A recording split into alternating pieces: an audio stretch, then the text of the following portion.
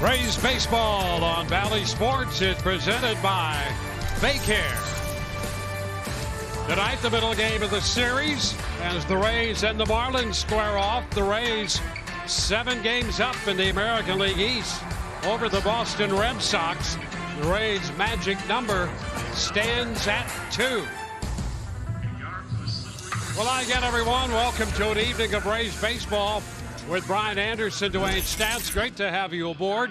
Well, the Rays winners last night over this Miami ball club. Randy Arozarena, a big part of that victory. In fact, if you look at his rookie season, he's been a big part of a lot of the success the Rays have enjoyed this year. You know what? And a chance to come home some hardware at the end of the season. If he can continue with his production and finish strong here the last week of the season, that'll be an interesting vote. But Randy Arozarena all season long, and especially here in the last 50 games, has found different ways to beat you offensively. He's got the power. He can take the ball out of the ballpark, drive runs in, score runs. He's got good speed. He can take the extra base. He can swipe some bags. Last night he had the big bases clearing double that got the Rays off to the big start, obviously leading them to a win. He just brings so many things to the table, can beat you so many different ways. He is a danger to every pitcher and every defense that he faces. And on the topic of rookies, as you look at his numbers right there, 90 runs, he's hitting .273, leading all rookie hitters in those two departments, and there are at least a half dozen others. But on the topic, rookies, how about rookie pitchers? How about left-handers? How about Shane McClanahan? How about Shane McClanahan looking for win number 10 here tonight? I'll tell you, he has been something. When you think about him now, when he first came to the Rays, and now 4 legitimate pitches that he can take you out with. Look at his last 8 starts. 5-2 on the record, a .284 earned run average, and 51 strikes. He has been extremely efficient, attacking the zone with the fastball, and then slider, curveball, changeup, and you don't know what's coming. He's had command of all 4 of those pitches. He's put them together, and each and every time he takes the mound, the Rays have a chance, a real good chance, to win that game. Well, the Rays are going to be challenged tonight as we take a look at Shane McClanahan. Second and third among American League rookies in ERA and strikeouts in pursuit of his 10th win, and a very good pitching matchup. Shane McClanahan against Sandy Alcantara just moments away. Rays and the Marlins, game 2 of this Citrus Series showdown.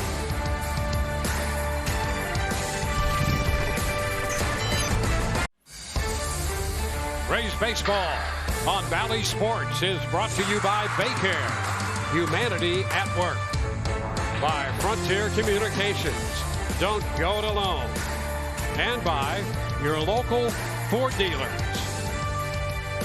Rays coming off with an opening win in the series, 8-0 over the Marlins last night.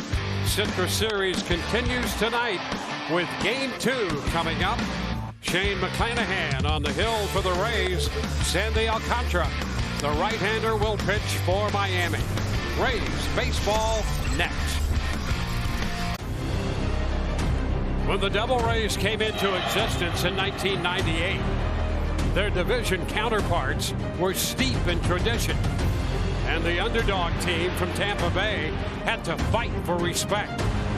It required 10 years before the fortunes of the franchise began to turn around with a magical run in 2008. The Rays now stand as the beast of the AL East, reaching the postseason 7 times since 2008, and today look to secure a 2nd consecutive division crown. The Rays' magic number is 2 to clinch the AL East title. Coming in 95 and 59. If they do it today, they need a win tonight over Miami. And they need a New York win over Boston at Fenway. We'll keep you posted on that one as well as this one. Shane McClanahan goes to the hill for the Rays tonight. Line up for Miami, brought to you by your local Ford dealers. Miguel Rojas leads it off, followed by Jazz Chisholm Jr. at second. Ryan De La Cruz in center field, hitting third in front of Jesus Sanchez. Lewis Brinson is in left. Luis Diaz is at first base. He'll hit 6. Nick Fortes the DH. Eddie Alvarez down at third, and Sandy Leon will do the catching. Well, our starting pitchers are presented by Baycare. Tonight for the Tampa Bay Devil Rays, it will be Shane McClanahan making his 24th start of the season, looking for that 10th win. He's had an outstanding rookie campaign, 115 in the third innings, 135 strikeouts, and that ERA at just over 3.5. Let's take a look at the defense and see how it's going to line up behind them. Brought to you by Central Florida Behavioral Health Network. In the outfield, left to right, we've got Arozarena, Kiermaier, and Phillips. And across that infield, third to first, Yandy Diaz, Joey Wendell, Brandon Lau, and G-Man Choi. Mike Zunino will handle the catching duties. And Joey Wendell, who was at third base last night, had a hit and a walk, scored a couple runs. He's at shortstop tonight. And we are set to play baseball. Miguel Rojas stepping in. And Shane McClanahan delivers the first pitch. That is a strike call. Fastball at 96 to start this one. Rojas batting .267. On base his first time up last night with a walk, and then was picked off. And down in the count. There's that slider. And his breaking stuff is really good.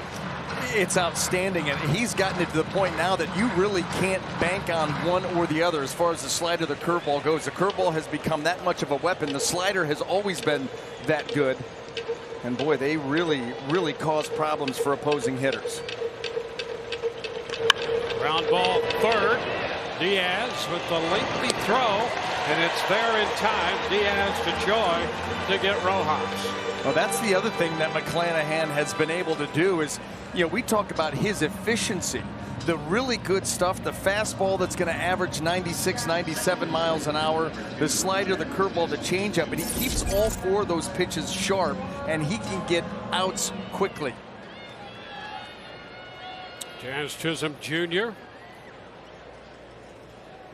comes into the game hitting .247. Lefty on lefty here. 17 home runs. 49 runs batted in, and a ground ball. That's a diving stop. Lau will skip it in. They got him. Nice play over there by Brandon Lau on the stop.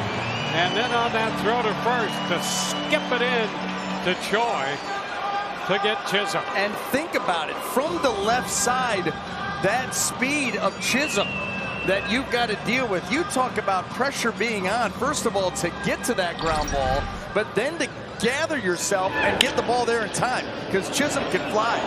That's unbelievable, and that throw right there and the handling of it by Choi, fantastic.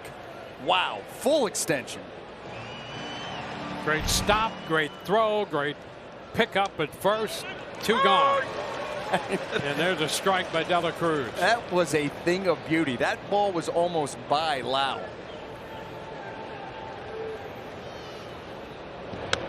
Upstairs. Here it is again. Worth looking at least one more time. The momentum of the actual dive really helped him get to his feet. And then, how many times did they tell the hitters too? Base hit through the left side here for De La Cruz. Diving into first base, that typically never works as opposed to running through the bag. You lose a little bit of momentum there with the dive, and Rays were able to capitalize.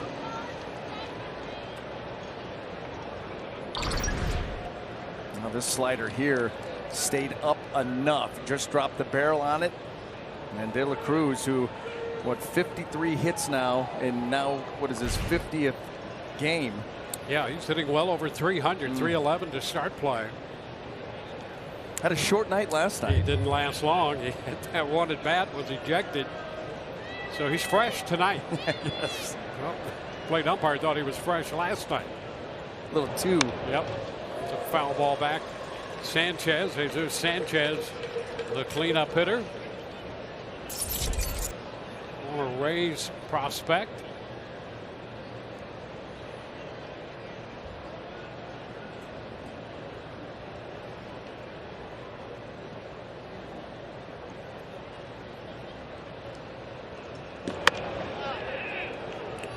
That's a fastball at 98, and McClanahan would love to have that pitch. I think any pitcher would. It's 1-1 though.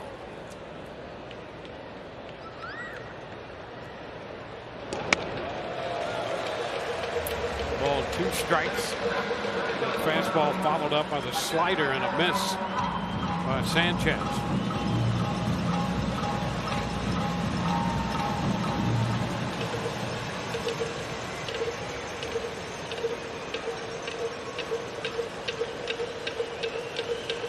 Start and then a stop over there by De La Cruz.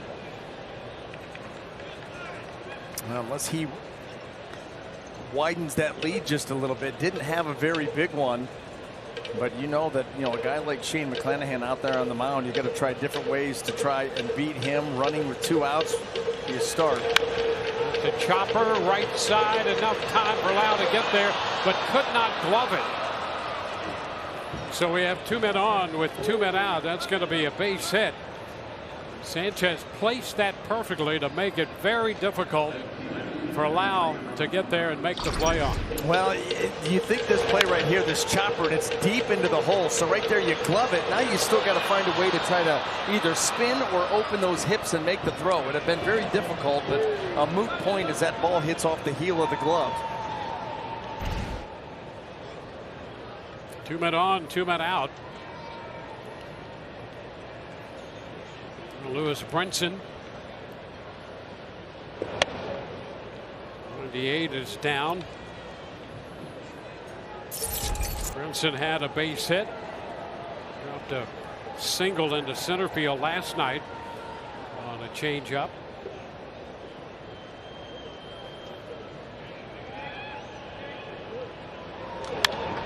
Fouls a fastball.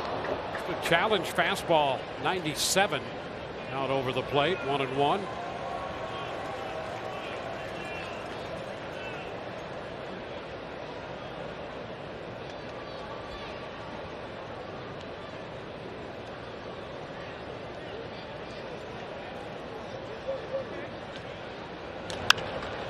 Lifted up the right side. That's going to be out of play.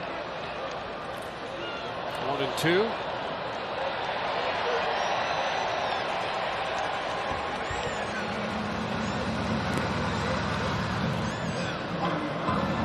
Just underway, the Rays and the Marlins, top of the first. The Yankees scored a run in the top of the 6th in Boston. Red Sox lead that game 2-1. Now it's 2-2 on Brinson here.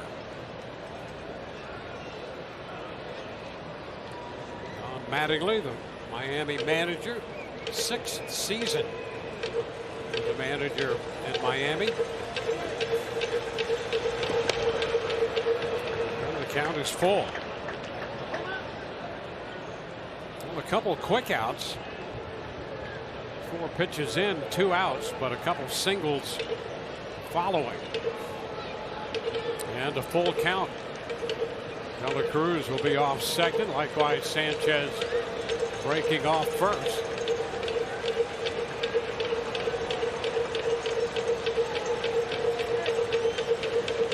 There they go. 3-2 and a ground ball. It's a diving stop. Wendell up with the throw in time to retire the side. Brinson grounds out. Wendell to Choi.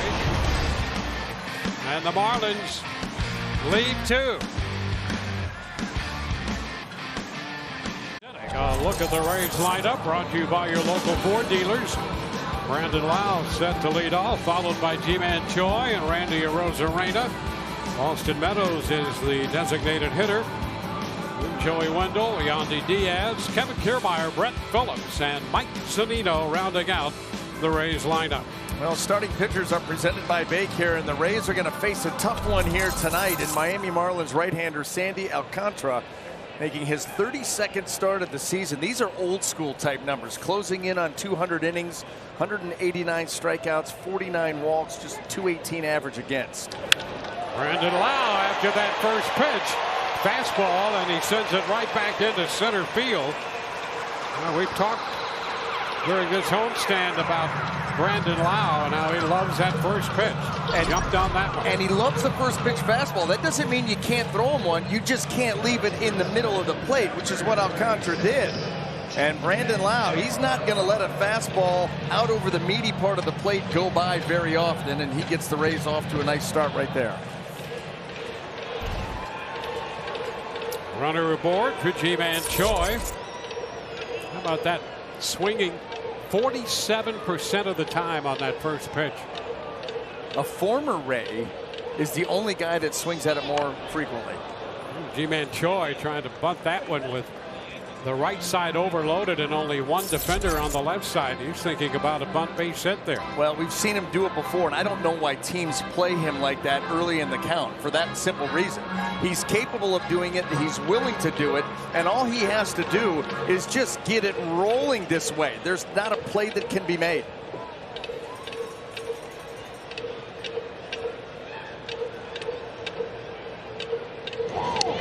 And getting back to the swing thing, Avisail Garcia. Yep. A point or two more often, but those are your top two guys. Be careful.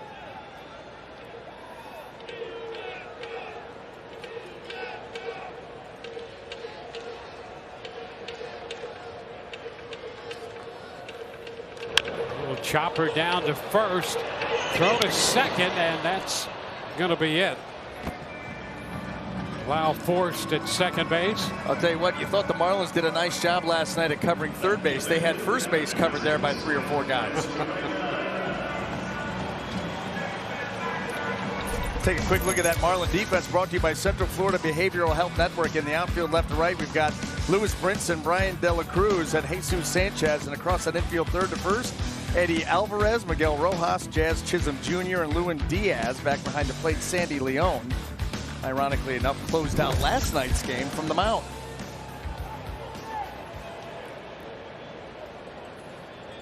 Well, here's Arozarena. 19 home runs, hitting .273. Pitch is down. Both Alcantara and Arozarena out of the St. Louis Cardinals organization.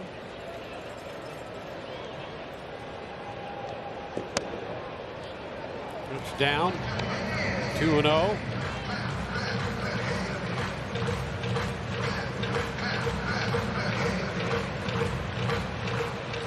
Boy, Alcantara, you look at his numbers across the board. He has ace numbers. It's low, 3-0, except he's under 500, 9-13. But everything else, he could step right in and be anybody's ace. This is what we were talking about last night. The Miami Marlins as a whole, their pitching is far ahead of their hitting, and he gets very little support. Swinging 3-0, and it's shot foul up the right side, 3-1. Take a look at his record. Look at the last 8. Look at all the numbers. The whip is 0.79, 8 walks, 68 strikeouts, and he's 3-3. 3-3 with a 1.5. Yep. And by the way, he's going 7, 8, 9 innings per. And to right, Sanchez is there to make the catch. I remember Curt Schilling used to always say, hey, listen, don't cry about your win-loss record if you're a guy that's going to go 5 innings each time. Yep. You leave too many outs out there for the bullpen. Alcantara does not.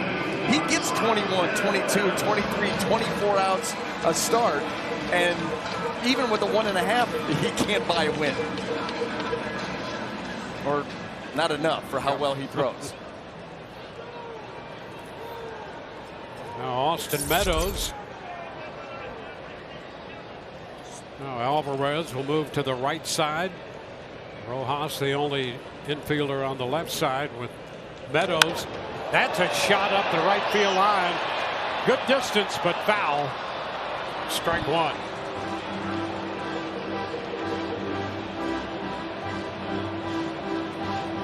Meadows 0 for 6 against Alcantara. It would have been a nice way to break that over against him.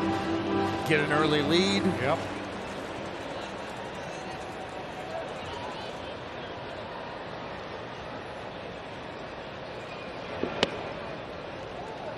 1-1.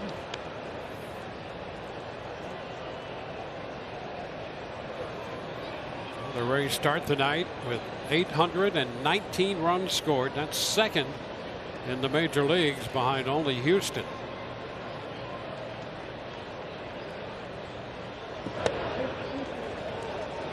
Two and one.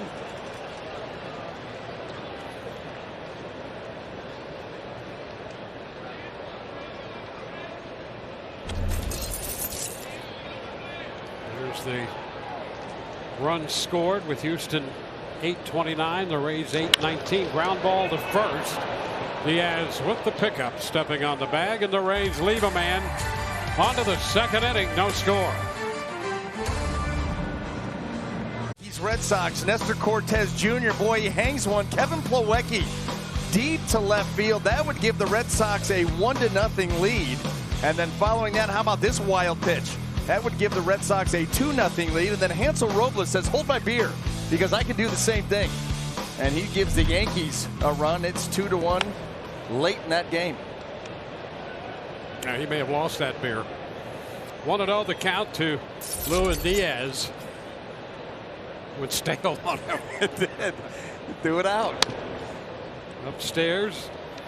2-0. Those were carbon copies of each other. You know, those things come up on you quick. Yep. So I don't know what you're supposed to say. I thought that was highly appropriate. It's Saturday. 2-1. Of course, it's the weekend. Got to be noon somewhere. That's right.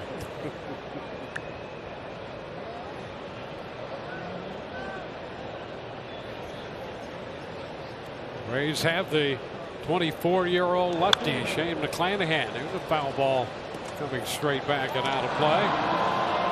It's 2-2. Lewin Diaz, he was 0 for 3 in last night's game. Rays took the opener 8-0.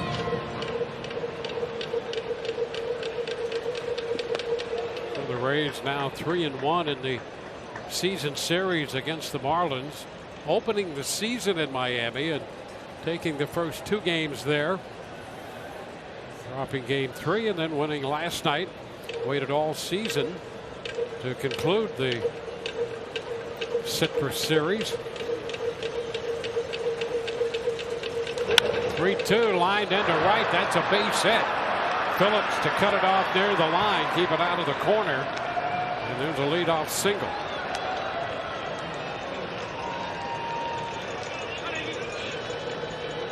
Three Miami hits. Well, the fastball, you become predictable with that fastball in this Miami team. These young hitters can start to hone in just a little bit. So you want to see McClanahan get back out in front. That's when those breaking pitches really come into play, the changeup, and that's when he's going to give this lineup fits. Any lineup fits. That's tough on any pitcher when you get predictable. These hitters can hone in, eliminate pitches. Now Fortes DHing tonight. Ball, no strikes. He was 0 for 3 last night. There's some work behind the plate. 2-0. He's out of Ole Miss.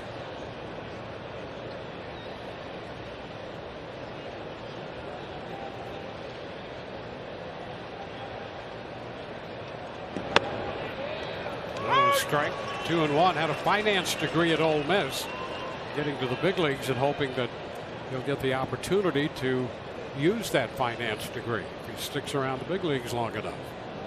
And he'll save himself a percentage. It's not a bad idea.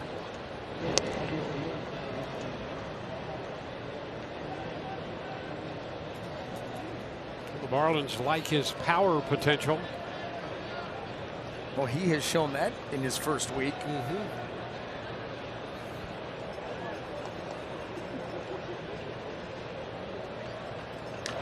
Ground ball. That's going to go through the left side. Diaz will turn second and hold right there. So back-to-back base hits. 4 hits already for Miami. That ball hit hard. Boy, I tell you, you had the shift. I mean, you hit through the teeth of the shift, which means you had to make pretty solid contact. The Rays trying to set themselves up there for a potential ground ball double play. Didn't get it. And those 4 hits that you're talking about, Dwayne, so quickly, it's going to get Kyle Snyder out to the mound to calm down his young lefty.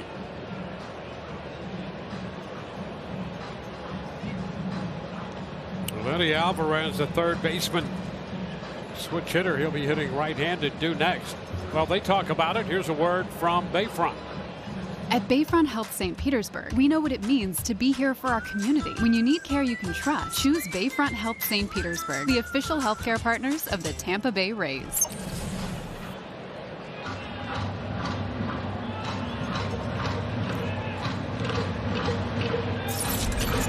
Alvarez 0 for 2. He was hit by a pitch last night.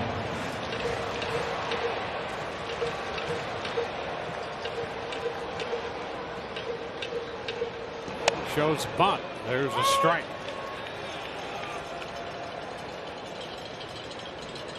Well, if you were going to bunt, that would have been the pitch, right? I mean, fastball right down the middle.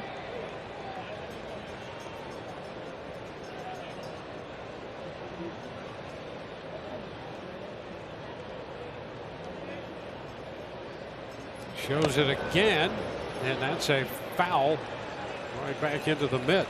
Got him backwards. Fastball down the middle, you pull back on. The slider in and off the plate is the one that you go after and you foul tip.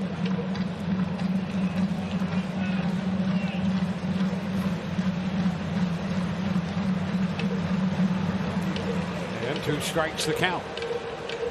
Confusing at bat so far. See if McClanahan can finish it. Fly ball lifted into right for Phillips. He's there to make the catch, and the runners will hold. Phillips lined up to make that catch, and no chance to move up. That's strong arm, so they're not going to challenge him. Just keep making pitches. Good visit there by Kyle Snyder, and Sandy Leon now to the plate. Leon worked the 8th inning last night, gave up a hit, left a man on the mound, and tonight behind the plate.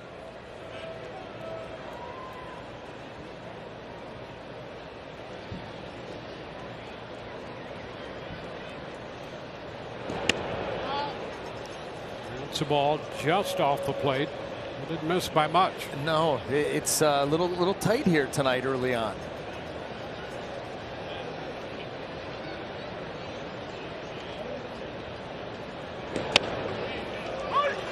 Strike.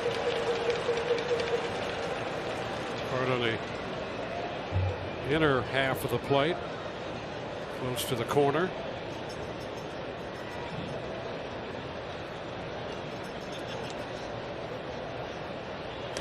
And third, stepping on the back, Diaz, throw to first. That's a 5-3 double play. No runs, 2 hits. A man left on base. Wendell, Diaz, and Kiermaier due up for the Rays. Scoreless. It's the Rays and the Marlins tonight. Moving on to the bottom of the second, the Toyota keys. Well, I'll tell you the keys for this right-hander for the Marlins, and he is a good one. All right, take your pick. He's got the whole thing going right there. Yeah, and he throws everything hard. Look, he's got 3 of his 4 pitches are 90 plus. That's just absurd. Fastball, changeup, slider, that curveball. It's a hard curveball at about 84 miles an hour. Joey Wendell, after the first pitch, hits it on the ground. That's handled by the second baseman, Chisholm. You know what's more scary than those numbers is that he has figured out how to use all 4 of those pitches. His ground ball rate is over 50%. Tons of, well, that fastball, you know, he throws the fastball about 50% of the time and splits it up between 2-seam, 4-seam. 2-seam, he'll get the extra sink. The 4-seam, he'll still get run, so he can still get ground balls off of that, and that's where just a notch above Garrett Cole and velo. Diaz, a little number that will stay foul. But you think about, you think about Garrett Cole's velocity, and the Rays have had a front row seat if you watched him out there. but it's got that ride and that carry to it, where Alcantara can throw with this same velocity, but boy, he gets run and sink. And I'll tell you, that really makes him difficult. That's why, you know, he can get the punch out if he needs it, but he can get that ground ball too. There's a ground ball down to the left side, and what a pickup there. Alvarez to his left makes the scoop and then the turn and throw. Yeah, the professional baseball player, third baseman, using a little bit of that short track speed skating skills to make that play. How about that skill set? So my man right now is playing Major League Baseball at third base and making that play right there. He was also a silver medalist as a short track speed skater. You heard that right? Yes, and we saw some of that right there. We did. And by the way, in the Winter Olympics, I love speed skating. That is fun. Short track, I don't know how they do it. That gets you dizzy. I get vertigo watching short track. But that's a pretty interesting skill set. Sure is. Strike the count on Kiermaier. I mean, at the very least, being able to do that, you've got to be one of the best utility players in the game. Hands down. Play anywhere. And how do you go from baseball to short track speed skating? I mean, that seems to be such a niche winter sport. Well, maybe that's what he does in the winter. That's how he occupies his time. There you go. That's pretty incredible.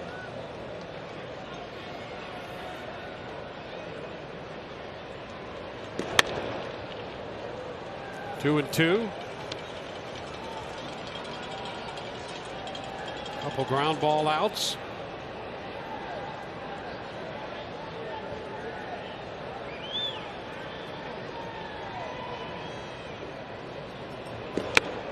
Kiermaier is out on strikes, and that's a quick 1-2-3 inning for Alcantara. On to the third, no score. As the Rays defend the American League title, Rays postseason tickets on sale next Thursday. For info, visit raysbaseball.com/postseason. We go to the third. Top of the order, Miguel Rojas stepping in.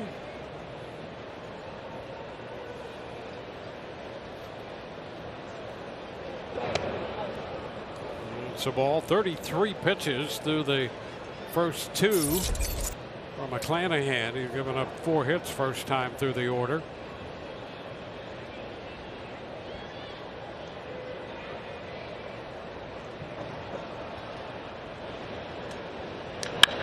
High shot deep into left. Arozarena will go to the track and watch that one sail out of here. The fastball, and Rojas hits his 9th home run of the year.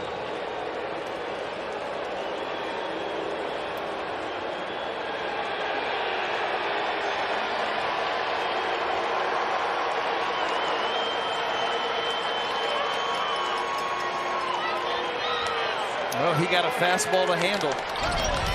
That's what you got to be careful with. This fastball, a little bit too much plate, and Rojas right at the belt, able to get full extension. Get that ball airborne and get some carry. He knew it.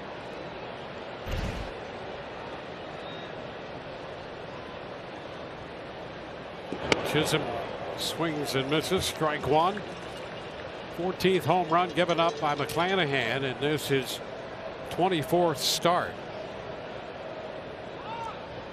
The opposition hitting over 300 against that fastball. 302 coming into the game. Well, you know, McClanahan still, you know, has not perfected that command of that pitch. He's got a good fastball with velocity, and he can ride it and jump it by you. When he hones in on the command of that pitch and can get it to better areas more often, then you're going to see that average come down. It's going to get closer to where the averages against the breaking pitches are. Yeah, there's a cut and miss right there on the slider. Well, the slider, they're a little over 200, and the curveball 179. Yeah, and that's not at all surprising. That slider was such a big weapon. You'd heard so much about it. You'd seen a lot more of it. But then all of a sudden, as the season has gone on for McClanahan, that curveball taking more and more of the stage, and you can see that that's a good pitch with a lot of good depth to it to play off of that slider. A strike to De La Cruz. In fact, stealing that strike one with the curveball.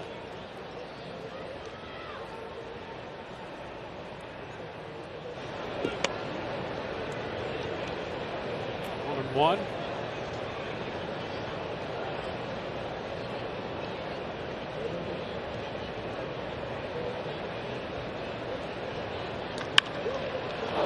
that's a base hit the other way.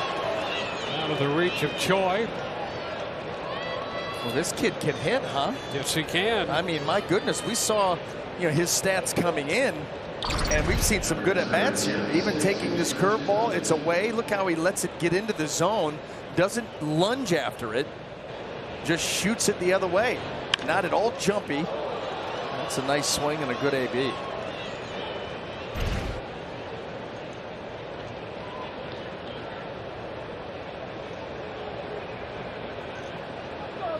Lefty on lefty.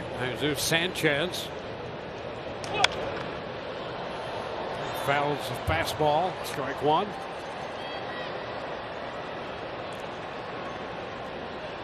Marlins 2 hits in the first. 2 hits in the second inning. Home run and a single in the third.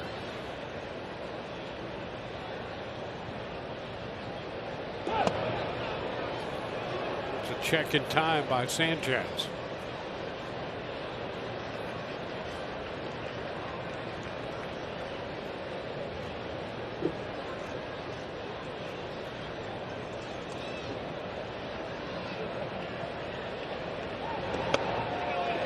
And there's a strike.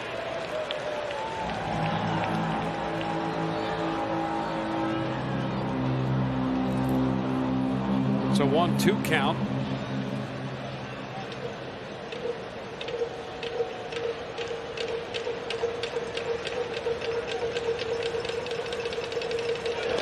This one will skip to the backstop.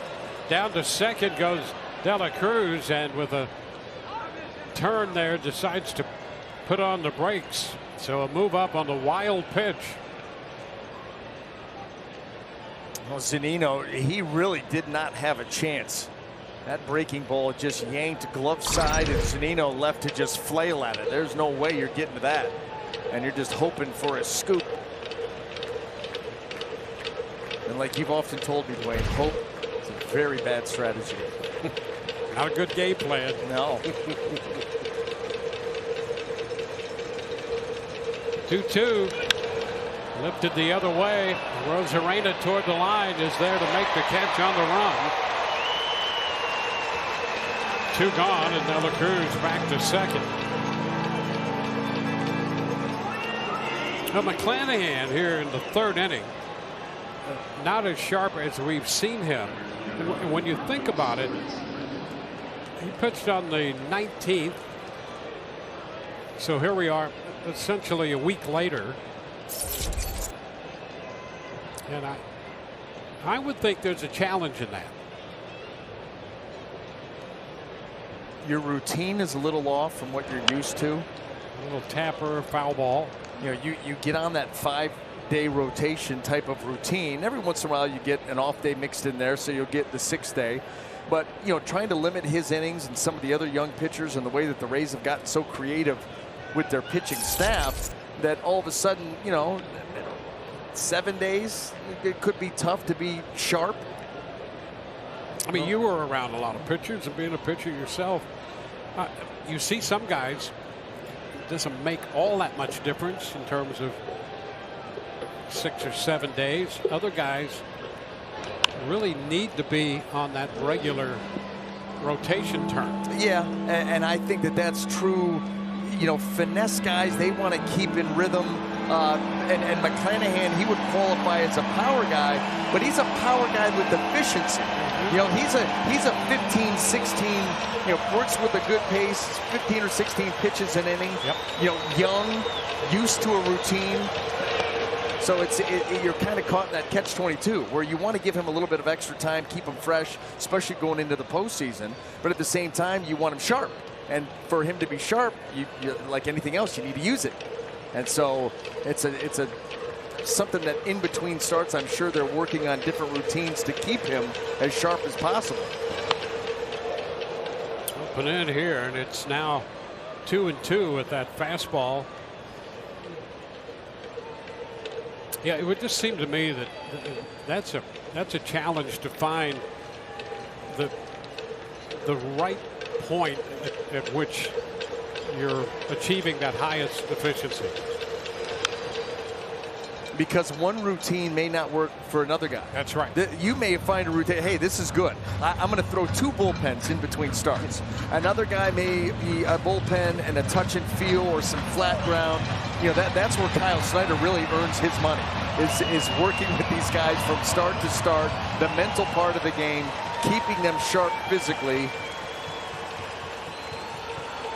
Swing and a miss on that fastball up. He got him to chase 98 there. 1-0 Miami.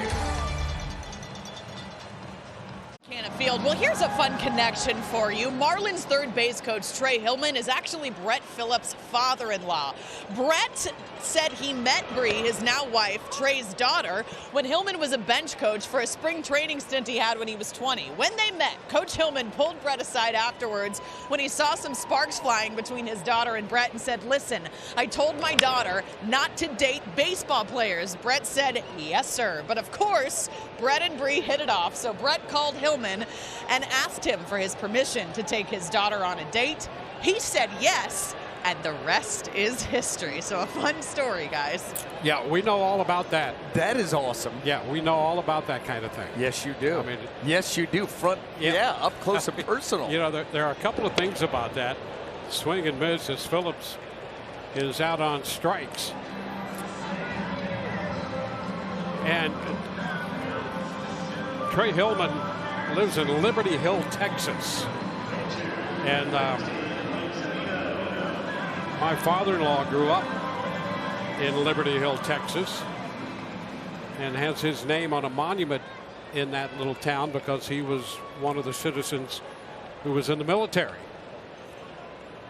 And to have that connection, and then we all know about daughters who marry baseball players and the trepidation with which families and daughters and baseball players approach each other. Yeah, and the advice originally given by Mr. Hillman. Yep. I told my daughter to not date baseball players. Yep. How many times have you heard that? Well, I mean, hundreds of times have you heard that. We have. And my daughter's mother felt the same way when she first met Dan Wheeler. She said, "I don't like baseball players." And she had a list of why. Lengthy? And he said, "I'd like to think I'm different." And she said, "Well, sit down and have dinner and we'll see." There you go. And the rest is history. There you go. Yeah, 3 grandchildren as we go forward, and it's all been a good thing. Foul ball here by Zunino. The count is full. Yeah. Mom, I'd like you to meet Dan. Well, let me tell you something. I don't like baseball players, and here's why. Well, I like to think I'm different. Well, sit down and we'll see. That right there, I'm telling you, that's a rough night. That's a night that you are on pins and needles. Yeah, knowing that you are under the full microscope. Mm-hmm. Came through with flying colors, apparently. Pop-up foul, and that's going to carry out a play. So Zunino will get another shot here to 3-2 pitch. You know, the thing is, it's such a challenging lifestyle because, you know, you report to, there he is. Oh, there you go. Hello. You know, by the way, while we have the young man, Colby Washington, who threw out the first pitch tonight, a cancer survivor, and he plays baseball.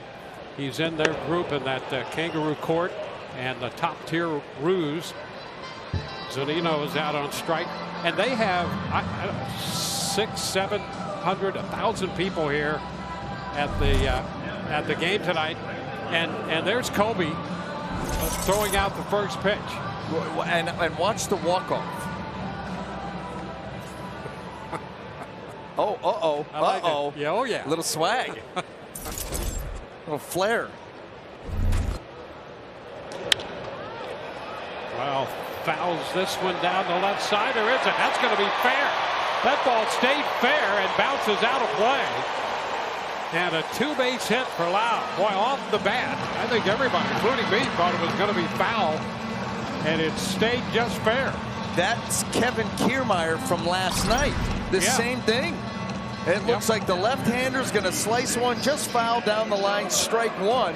And instead, this baby stays fair and kicks over that low wall. I mean, look at the English on that ball once it hit. I mean, super side spin. Immediately a souvenir on a double by Lau, who is 2 for 2.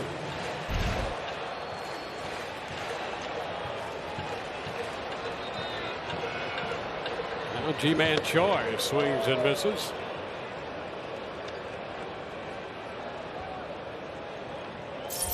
Well, the Rays with a man in scoring position.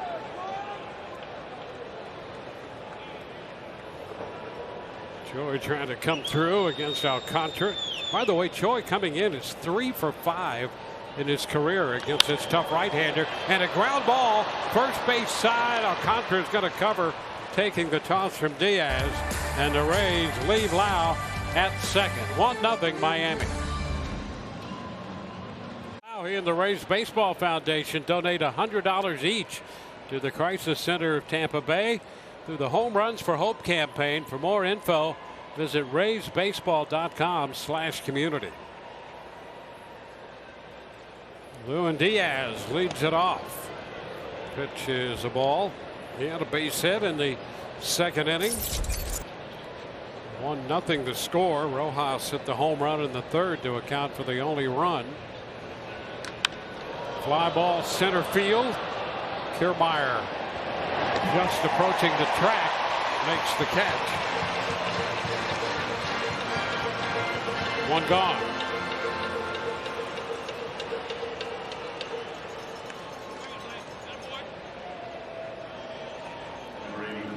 Nick Fortes.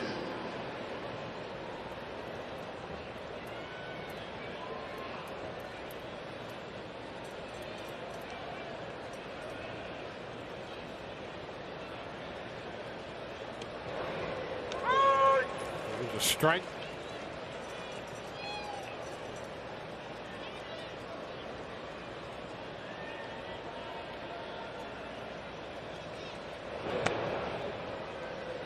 One and one.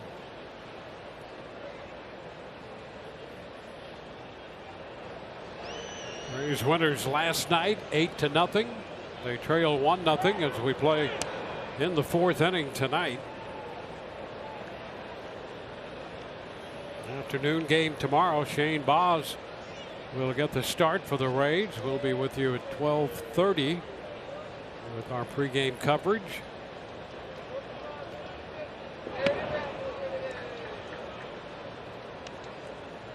Now 3-1.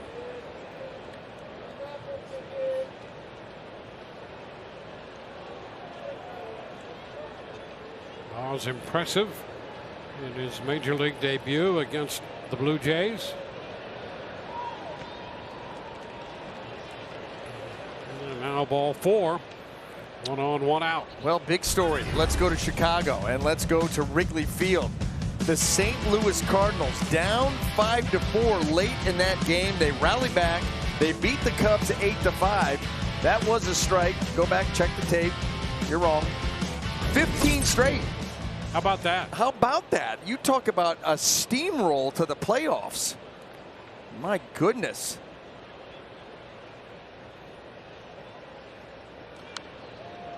It's fouled back.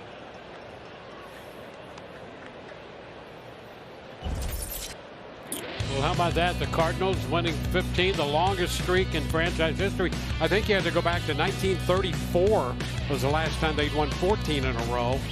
Then the Giants, 100 wins. Cedric Mullins, 30-30, first time in the history of the Orioles franchise. Fortes on the move.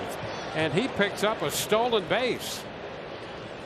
Well, he stole that off of Shane McClanahan. There was just no chance for Zunino to do a thing. He got a great jump, almost left early, and a full head of steam. And nothing the Rays were going to be able to do about that, Dwayne. And I'm not going to tell you again. I know it's getting late in the season. We're down to a little over a week to go. Don't sleep on the Orioles. Just don't do it. You never know what they're going to do next. How about that? How about that? 30-30. No one could have predicted that except for maybe you. Not a chance in the world. I would have said that he had no chance for the simple fact that this was the first season that he decided, I'm not going to switch hit anymore. Yes. I'm going to go strictly left-handed. And I would have said, you know what, you're probably going to have a hard time against left-handed pitching, at least, early on, majority of the year. It's a whole different look. And he hit lefties and righties so very well. It continues to do so. I never would have seen that coming. I don't know anyone who legitimately could say they saw anything close to that happening. Nope. That's what's so great about these baseball seasons, the guys that emerge and the great stories that come out of nowhere. Yep. Like the Cardinals. I think the last time they won 14 in a row, now 15, I think Leo DeRocher was playing shortstop for the team and Pepper Martin was playing. I mean, Pepper Martin back at the Gas House game. Yeah. The era of out on strikes. The era of awesome names. Yes. Yeah, the Cardinals story is really amazing. They were finished. Not now. You get a hot team rolling into the postseason, anything could happen. That is so correct. Because that belief is there. Not only are you playing well and doing it on the field, but then there's that belief. It kind of reminds you of this Rays team.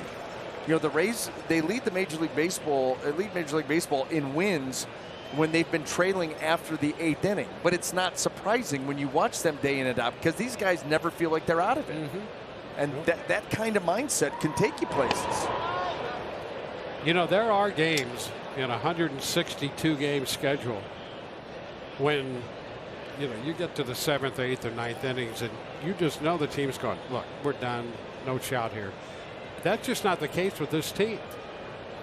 And it didn't take you too long to figure that out. They just always believe that they are going to give themselves a chance. How many times did they end up losing a game where they were trailing after the 7th or 8th inning, but they had a chance? You had guys on, 2 outs, a base hit ties it or wins it. So you just play hard all the way through. Right back into the screen.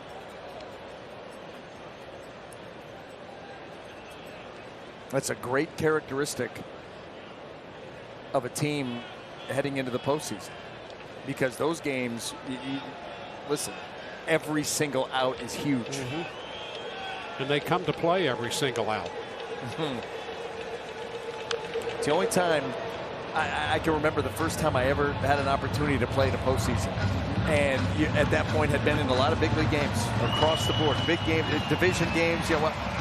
Playoff baseball, you are on the edge of your seat from the first pitch of the game. And it is like nothing you've ever experienced before. And you're right, every out is contested. Everything is magnified. Tapper down to third. Diaz gloves and throws, and Joey keeps that foot on the bag to retire the side with a man left at second. 1-0 Miami. To you by Toyota. Let's go places. By Advent Health. Trust the ER experts at Advent Health. And by the Florida Lottery, who reminds you to always play responsibly.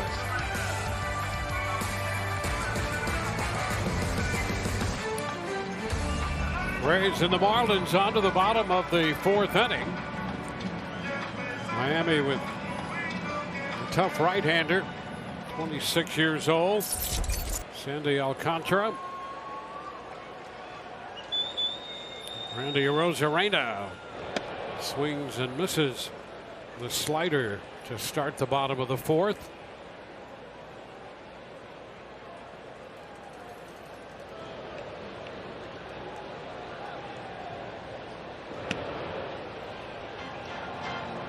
1. Rays got the leadoff single from Lau in the first inning. 2-out double by Lau in the third. That's it so far.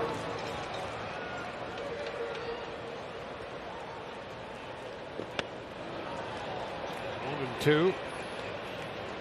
Slider out there, and then quick bend away from the right-handed hitter. Yeah, he gets some really good sweeping action with that pitch. Mechanically, he is really sound when you watch him deliver. And that one right there backed up on him, and he's fortunate he got away with that. You throw the 2 really good ones, and then you say, well, this is my put away, so I got to make it nastier. Well, when you do that, a lot of times it backs up, doesn't do much. And Randy just missed it. 4 strikeouts.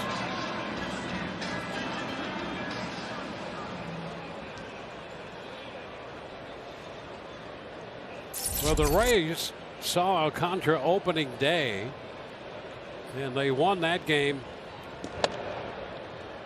Pitch. Austin Meadows takes a strike.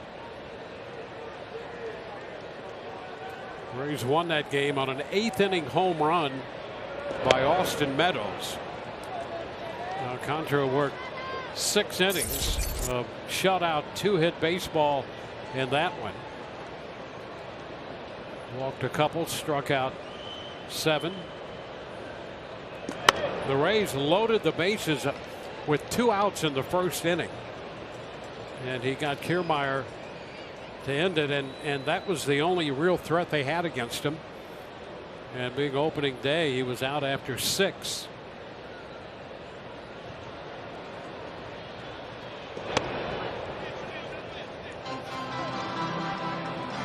A little tight there. 2-2. Joey Wendell on deck. Into left center field. That ball is going to be in there. Extra bases. Bounding to the wall. Meadows on his way to second. He's going to dig for 3. He's going to make it.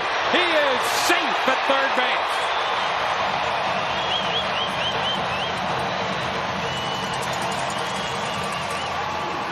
Third triple of the year for Meadows.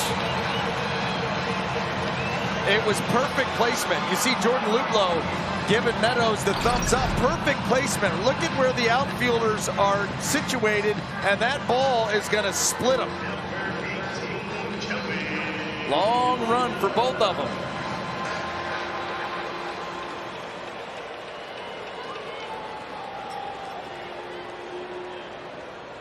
So Austin Meadows with a 3-base hit. The infield comes up with 1 out. Joey Wendell at the plate. That is huge too. Austin Meadows thought to him, say, if you're going to go to third or get thrown out of third, do it with 1 out. Take that chance then. Get to third, less than 2. Now they've dropped the infield back. We're conceding the run. How about that? And a base hit just to the right of Alvarez, up the left field line. Rays have tied it. Meadows has scored. Wendell in at second with a stand-up double. I'm kind of surprised that you would concede that run and play that infield. Just give it to the Rays. Now here, Joey Wendell ends up taking a mistake breaking ball and shooting it by Alvarez for a double to left field. But to just tell the Rays, you put the ball in play, you're going to tie up the game. I don't understand that. What do you have to lose? Well, the only guy who was up was at third, and Wendell hit it by him for the double. So I just don't understand the mindset in just saying, here, take a run. You've got a guy that gets no support, pitches his tail off all year. Play aggressive for him. Bring everybody in. He gets a ton of ground balls. And if he hits it by him, they hit it by him. You know, a single, it's a tie game. But to concede the run, I don't get that at all.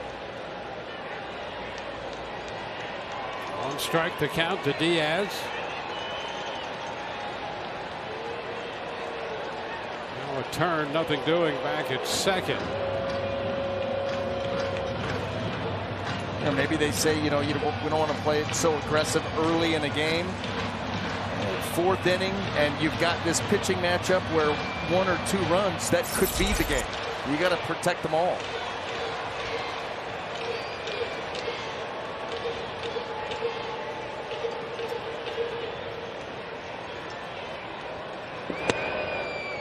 Is down 1-1. Yeah, but the other side of what you were talking about, and one of the reasons that you wouldn't concede the run, is that the Marlins, their offense is not on fire. I mean, let's face it, they've scored barely over 600 runs. Not on fire. That was the nicest way that you could say what you really wanted to say, and you're right. And not only that, but they're really not on fire when this guy's on the mound. Yeah. So yeah, he's pitched great all year, and he's 9-13.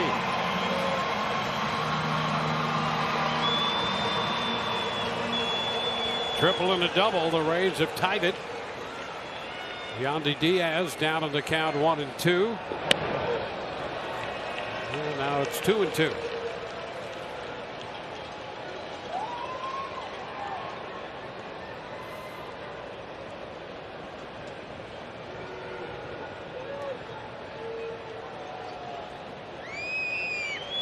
Yandy coming into this game 0 for 4 against Alcantara. The only time he reached base, he was hit by a pitch, and now a fly ball into left. Brinson is under it. He's going to make the catch, and holding at second is Wendell. all right, Dwayne, big story time. Let's go back to Fenway, and this is real big. Darwinzon Hernandez on. No. How about this? And that's good for 4. That's a grand slam in the top of the 8th inning for the New York Yankees, now with a 5-2 lead over the Boston Red Sox. What was it Al Davis said so famously, Dwayne? He said it to the Raiders, but he might as well have been saying it to the Rays. Just win, baby. Just win, baby, and it could be done. Well, there you go. The Rays have tied it here. The Yankees have taken the lead in Boston. And here's Kiermaier. Strike 1. So that erased that Red Sox lead in a hurry. Rays coming in with a magic number of 2.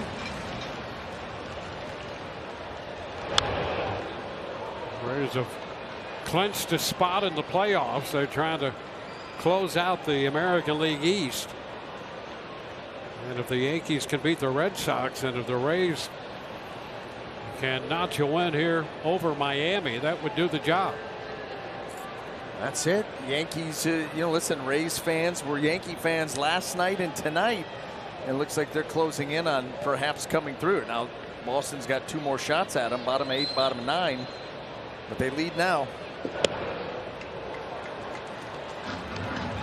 It's a ball, 2-strike count.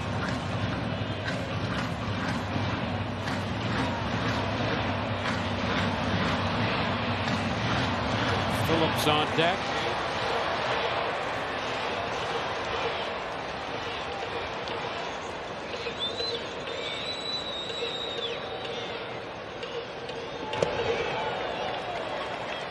Two and 2 blocked by Leon.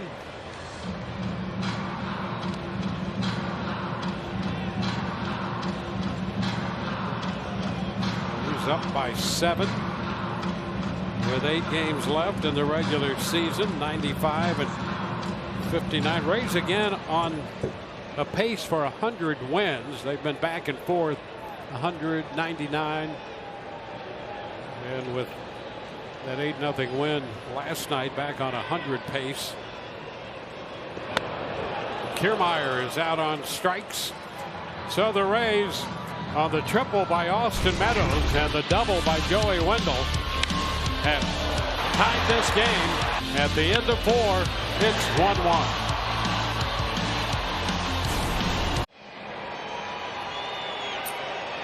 We go to the 5th. This game tied 1-1. Florida Lottery jackpot stat.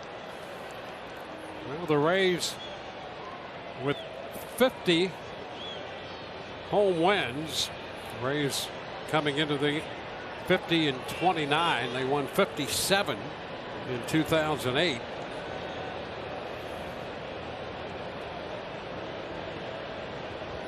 Miguel Rojas shortens and takes the pitch. Strike one. Rojas homered in the third inning, his ninth.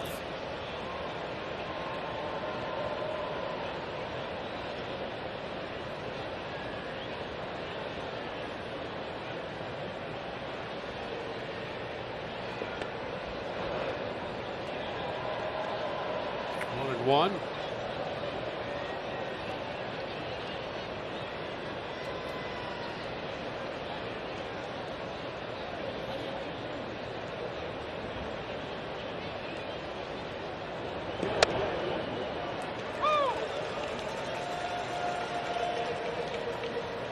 Had 70 pitches through 4, 1 and 2 on Rojas now. Chisholm Jr. next, then De La Cruz.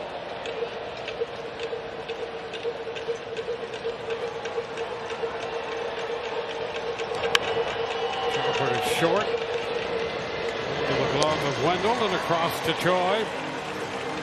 One away, don't miss out on October baseball at Tropicana Field. Limited number of suites and group party areas for postseason games now available for sale.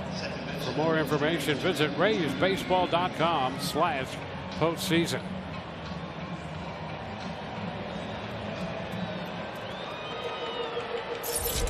Yes, Chisholm Jr. retired in the first on nice play by both Lau and Choi to get him. Struck out swinging his last time, and there's a first pitch fastball in for a strike.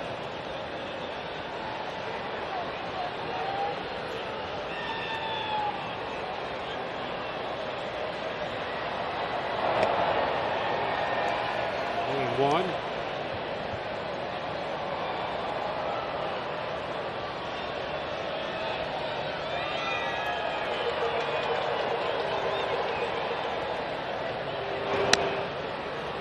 Stairs 2-1. 5 innings the last time out for McClanahan. That was against the Tigers. 64 pitches. Gave up a run on 2 hits. It's 2-2 to Chisholm. And he did that all, what, 64 pitches? 64 pitches. Yeah, I mean, he just doesn't waste a whole lot of time. And that's what you love about him. The really good stuff, but the willingness to attack these hitters and just not let them up for air. A little tapper, a foul ball. How many times do we see guys that have good arms, big arms, good breaking ball, light up the radar gun, nibble, nibble, nibble, nibble? They're just afraid of the strike zone. McClanahan is not. Now, sometimes it's going to cost you, but that's okay. Yep. You know, I mean, listen, you'd rather have it that way. If it's a solo shot, it's a solo shot. And that's the other thing with him. You know, you get some guys who have control issues. High fly ball center. Kiermaier is there, and we have 2 outs in the 5th. When you look at his innings pitched to walks ratio, it's pretty good. Yeah. So if he's going to challenge a guy, more times than not, if you give something up, it's a solo shot.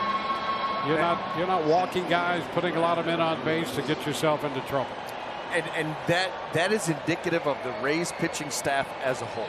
You look at why they're so successful. They pound the strike zone. They're one of the top strikeout staffs in Major League Baseball. They're one of the best at limiting walks, and they do a really nice job of keeping the ball in the yard overall. That's how you put up really good numbers, and that's how McClanahan has done the same thing. De La Cruz fouls the second pitch. He's down 0-2 after a couple hits. He is 2 for 2.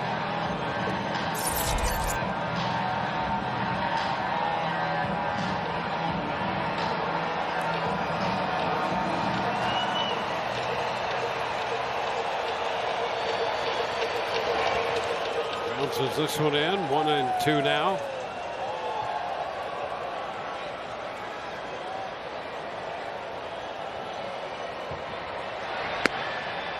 McHugh up in the Rays bullpen.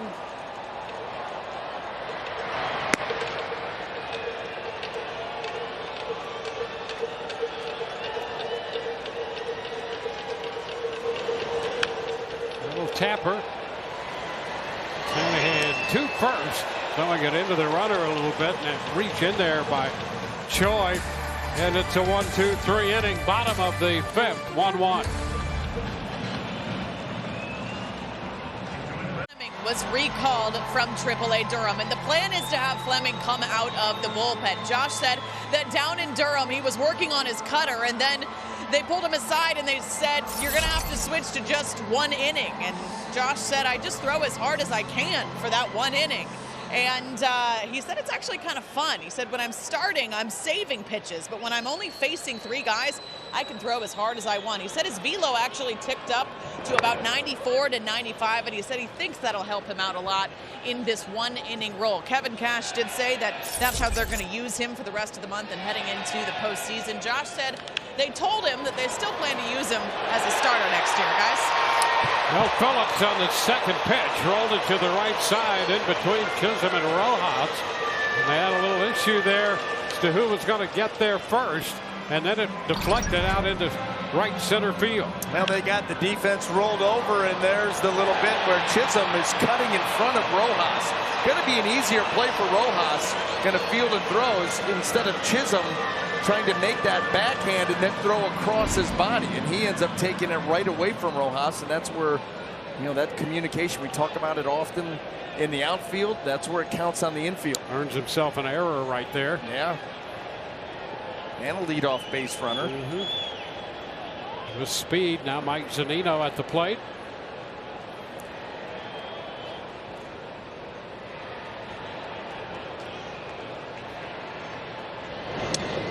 Move over there. Phillips 14 of 17 in the running department. Well, let's take a look at a scouting report on here on Mike Zunino. Team MVP. You look what he has done. 31 home runs, a career high. How he has handled the pitching staff. Catch, throw, 38 different guys that he's had to work with during the course of this season. You understand why. And who is this guy? It's pretty interesting, Dwayne. Coming into tonight's game, you look at Mike Zunino. His last 2 games, he was 5 out of 7, just 1 strikeout, and a double, but 4 singles. What was he, an average guy now? 4 singles. He may not have had that the first 2 months of the season. Yeah, we'd have to go back a long way, I'm sure, to find that. He drives it into deep right center. Well tagged, and that ball is gone. Mike Zunino gives the Rays the lead with his 32nd home run of the year.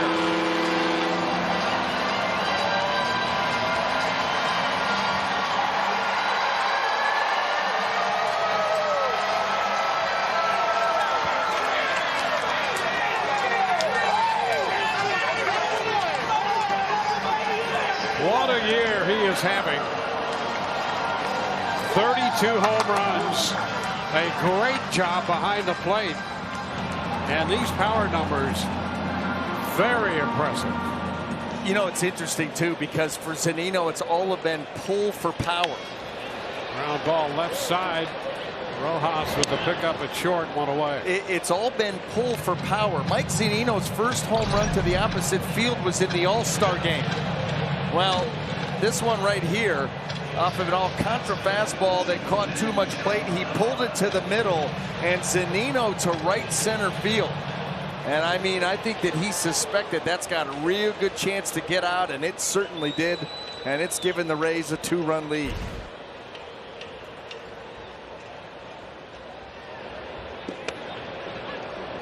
It's a strike to Choi. That pitch at 99 on the inside part of the plate. The error, the home run, then the ground out. Choi fouls this one.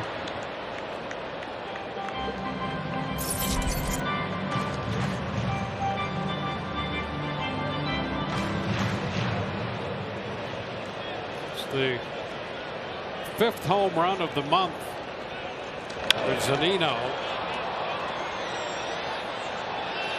Rojas out from his shortstop spot to handle the pop-up. So 2 gone with Randy Arozarena coming up. I just love his answer. The answer to the question, who is this guy? Well, he showed us. He's back to normal. Long ball, power, production. Randy takes a strike. He's 0 for 2. It's line to right. Struck out.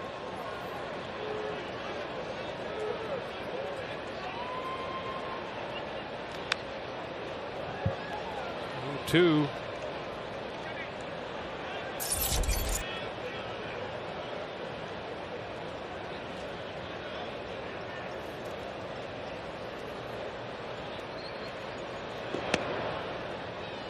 It's a ball, 2 strike count. Braves have grabbed the lead on the Mike Zunino home run.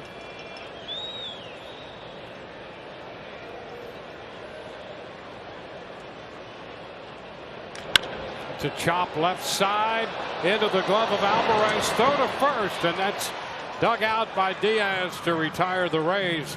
But not before. They put 2 on the board.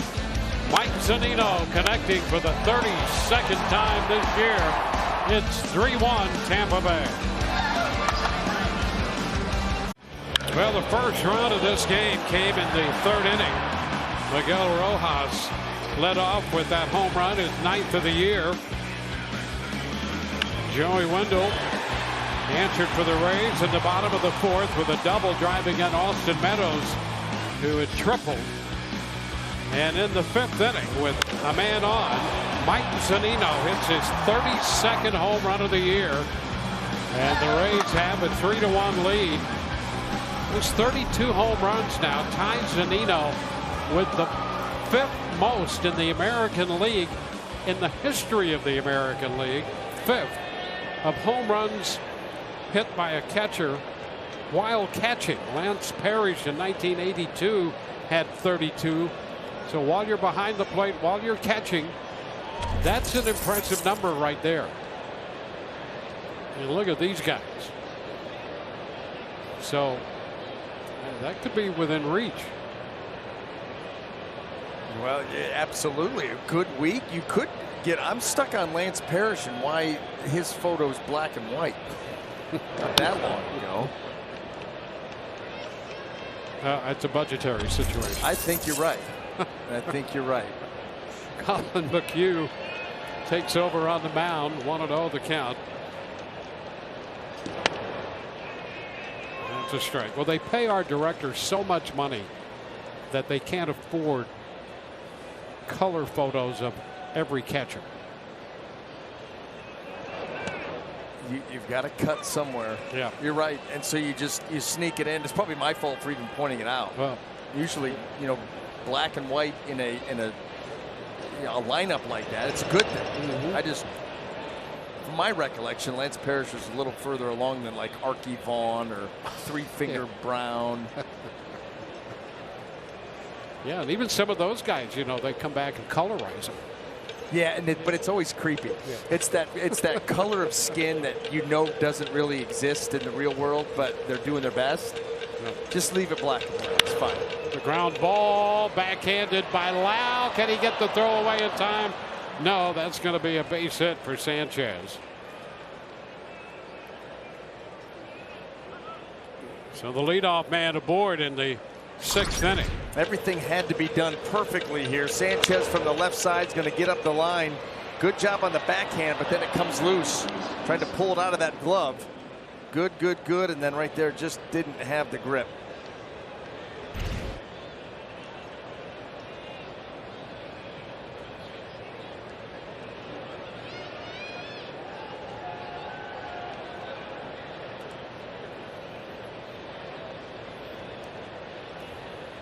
Brinson.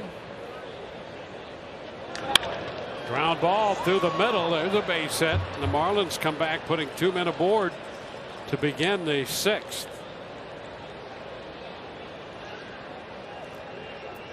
Well, a couple of hits here as soon as Shane McClanahan comes out of the ball game. He was good once again. Outside of the 1 pitch to Rojas, let the fastball out over the plate. Other than that, scattered 6 hits, or the 5 other hits, I should say. Just that 1 run. 1 walk, 3 strikeouts, averaging a little over 96 on the fastball.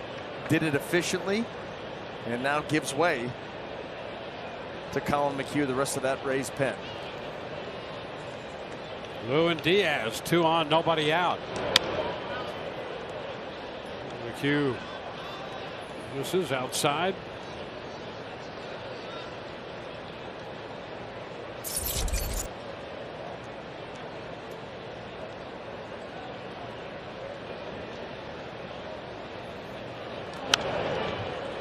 One. Rays have taken a 3-1 lead. The Zunino home run breaking the tie. Marlins right back with a threat in the 6th.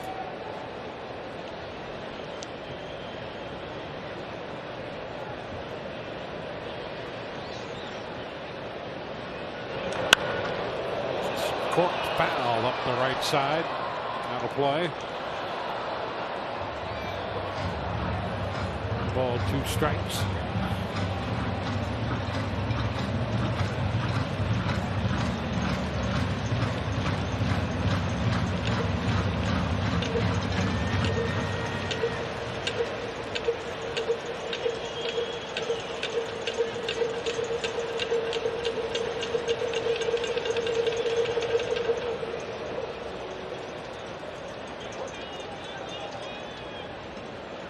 Brunson first, Sanchez second.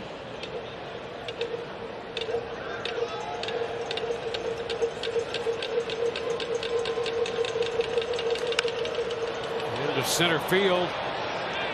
Kiermaier getting into a position to throw, and now after tagging, Sanchez decided to hold. He was thinking about trying to move up. Throw turned out to be up the line, back a third, but Sanchez put on the brakes.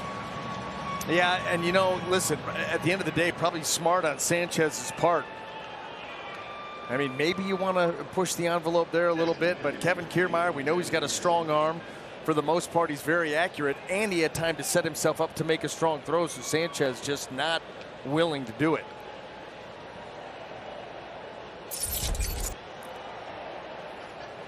Nick Fortes has singled and walked and picked up a stolen base.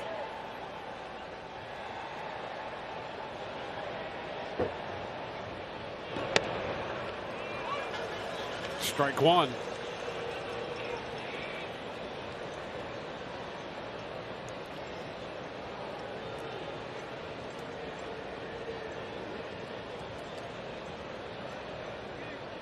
Well, the Red Sox batting in the bottom of the 9th, trailing the Yankees 5-3.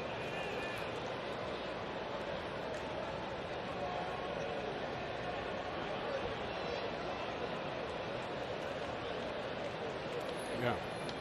Bobby Dahlbeck hit a home run off Chapman in the 9th for that 3rd run.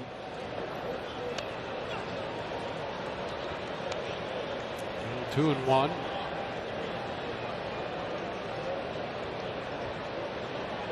Here the Rays have taken a 3-1 lead. The Marlins putting up a threat.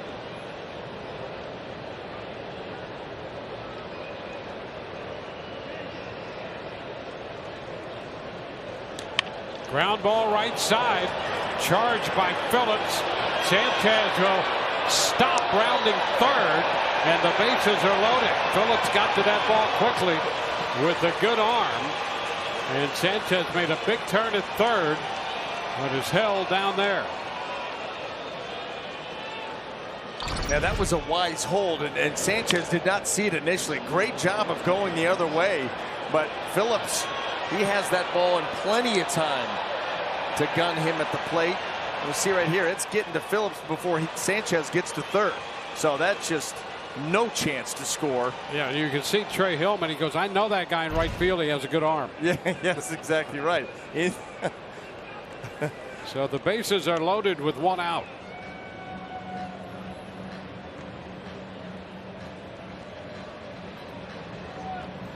So the Rays talk it over. Reminder, you can win big with the Rays 50-50 raffle for every home game. Join the raffle from the comfort of your home. Go to raysbaseball.com/5050. Some restrictions apply.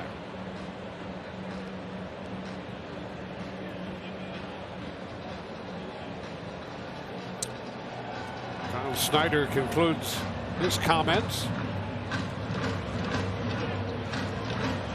So they're loaded, 1 out. Eddie Alvarez batting from the left side against the right-hander.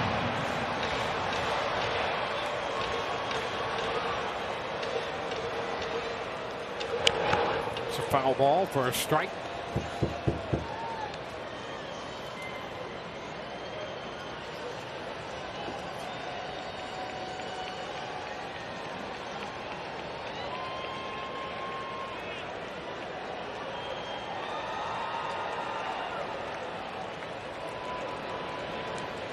One out, 1 strike.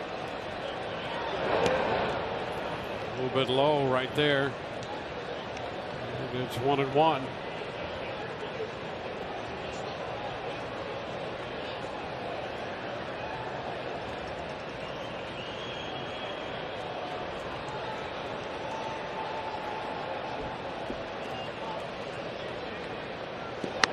He started to go. Did he check on the appeal down? That check with Lipkin? He says he held up. Well, let's take a look at the side swing. The ball up. Yeah. Tend to agree. Yankees have beaten the Red Sox 5-3 the final. That's a foul up the left side, so that reduces the Rays' magic number to 1. Win and you're in. Let's go up there and take a look at that final out. Yep, give up the home run to Dahlback. But right here, Aroldis Chapman. Ground ball to the left side. Gio Urshela across. They get Kiki Hernandez. Ball game. And the Rays now firmly in control. Win, and you've got a division title. 2-2 count on Alvarez. And we're going to go all the way to 3-2. Right now, the Rays with a 7.5 game lead, with Boston losing. Here the Rays hold a 3-1 lead. The Marlins have loaded the bases with 1 out.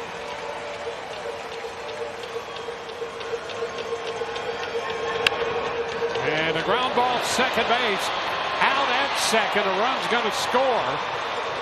Lau, deep in the hole over there on the right side, came up with the ball and had to make a long throw. So they get the force at second on Fortes. Sanchez scores. It's a 1-run game. Well, here it is, taking away that gap and able to get to it. Now make the throw. Joey Wendell making sure that he stays attached to that bag. No chance for a double play. Alvarez reaches on a fielder's choice. Gets credit for a run batted in. Now first and third, 2 outs, with the Rays leading 3-2. Sandy Leon, the veteran catcher. Pitch is upstairs a bit. A couple leadoff singles to greet McHugh in this inning, and the Marlins converting that into at least 1 run. Sanchez crossing the plate.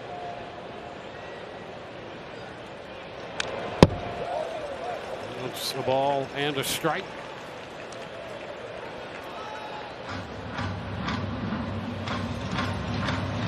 Hanahan worked 5 innings, 84 pitches, gave up a run, 6 hits, walked a man, struck out 3. And now Colin McHugh working the 6th.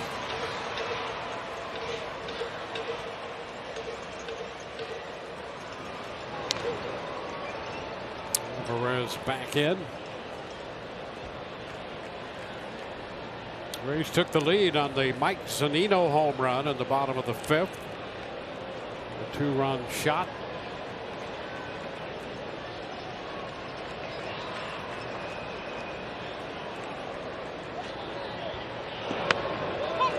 That's a strike. 1-2.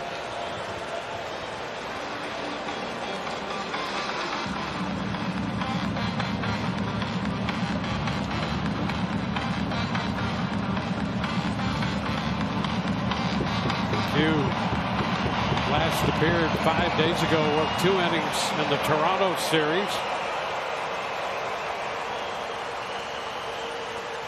1-2 pitch. Oh, he just missed a little wide. 2-2.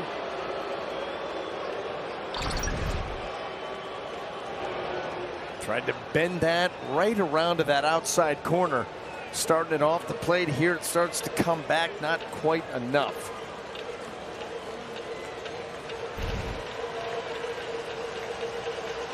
Runner breaks, a swing and a miss. That takes care of Leon. He's out on strikes.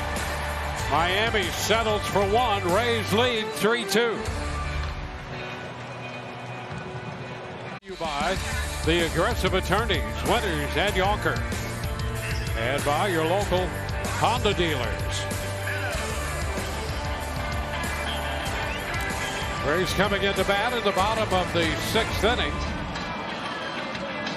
Scored 2 in the 5th to grab the lead. Austin Meadows to open the Rays 6th, followed by Joey Wendell and then Yandy Diaz.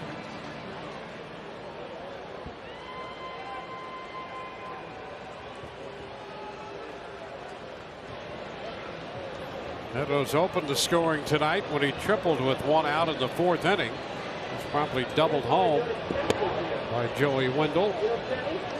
Pitch is down.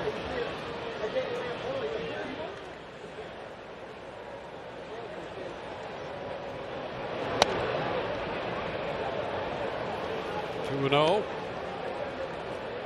He's facing Sandy Alcantara tonight.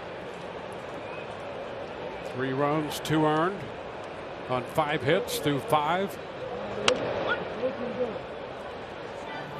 2 balls and a strike.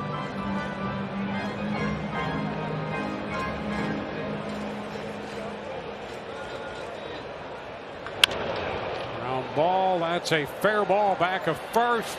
And Meadows is out with Alcantara taking the toss from Diaz. 1 away. Well, here it is, that ball right up the line. And Alcantara's going to have to get over there. It becomes a race here at the end. Nice job by Diaz, and then he leads. Tap, tap. 1 out.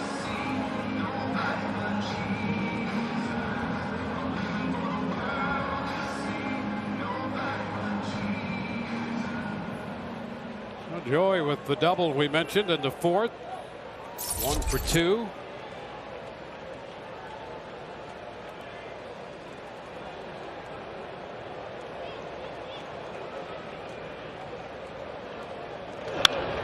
Fouls it right back. Strike the count.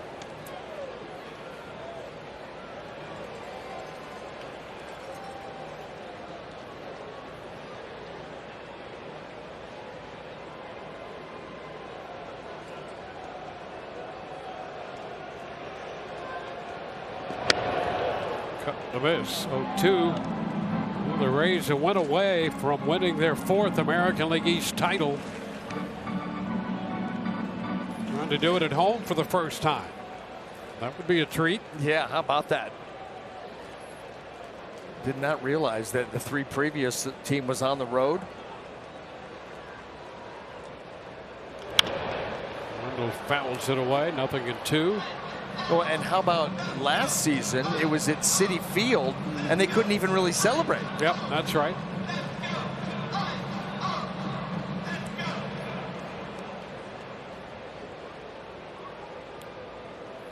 Well, they're holding this 1-run lead in the bottom of the 6th against a tough right-hander. That's a tapper up the third base side, fair. Alvarez got to it, lost it, recovers, and the throw to second. That ball's going to go into right field, but backed up by Sanchez, and Wendell stays at second base. How about that? Yeah, how about that? How in the world did that stay fair? Here it is. You get a great look at it. Boy, he that starts out in foul territory and comes back. It just was fair. John Lipka on the call.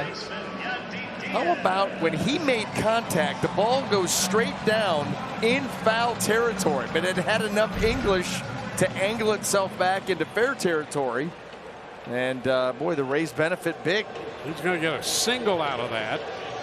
Alvarez charged with an error. The Rays have a man in scoring position. Yandy Diaz. There's a base hit into center. That will get Wendell home. And the Rays again lead by 2. So Yandy Diaz.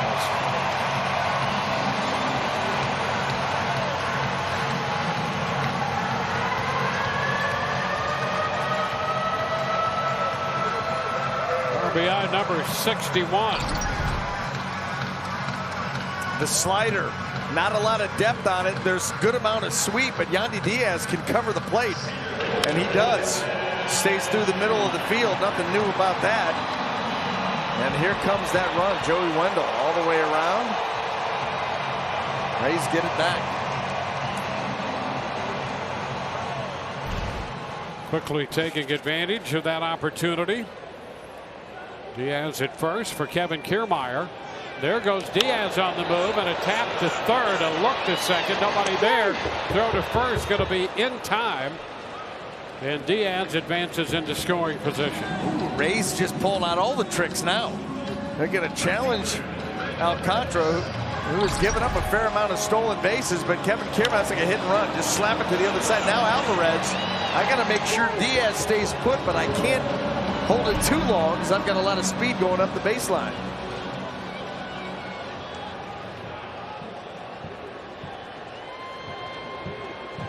So Diaz now in scoring position. Yandy, by the way, with 16 runs batted in his last 18 games. And we've seen that power come to life in the second half. Now Brett Phillips. This one is fouled. Speaking of power, Phillips, since being reinstated from the IL, is 3 for 24. And all 3 of those hits have been home runs. He now has 13 home runs.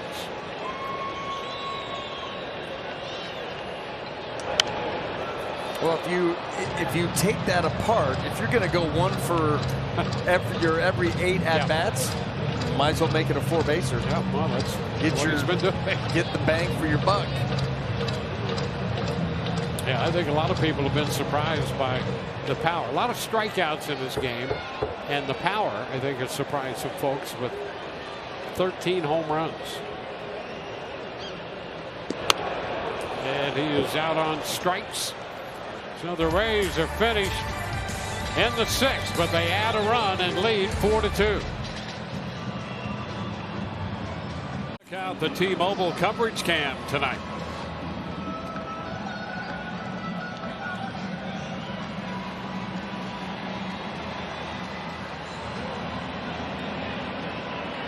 Miami opened the scoring with a run in the 3rd. Rays got a run in the 4th.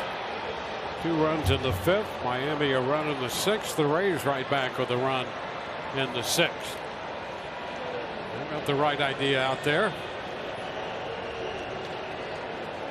Top of the order, Miguel Rojas stepping in to face Colin McHugh.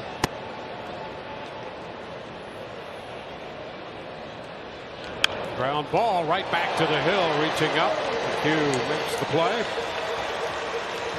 1 away. Well, it didn't take long for tonight's All-State good hands plays of the game. And how about this? Early, Brandon Lau right out of the gate. Jazz Chisholm. And then Joey Wendell to get out of that 1st inning. Both of these guys flashing some leather, showing that they're coming to the ballpark ready to play, understanding what could happen tonight possibly. Or does that set the tone? You know, it helps out your pitcher, gets that dugout fired up. Chisholm. That's a strike. Q out there for his 2nd inning, which is not unusual. He worked at least 2 innings in 21 of his 34 appearances, and looking to do that tonight. A lot of starting experience, and he's been great in that 2-3 inning role. That's toward the corner and right. Little one hop the wall. Phillips will play the carom, and it's a stand-up double for Chisholm. The Marlins come back with a threat, picking up hit number 10. Now that breaking ball sweeping down and in, and he's able to just get the barrel out and keep it fair at the same time. Chisholm, a nice job going down there and kind of getting long with that swing, dropping it in. Brian De La Cruz will be the hitter.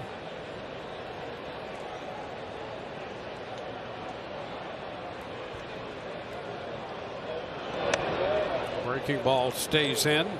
1-0.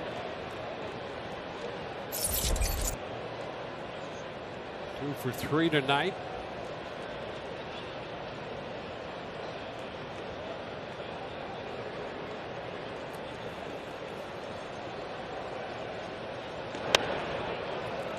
Inside again. 2-0. Fire-icing up in the bullpen. A little over 30 pitches now.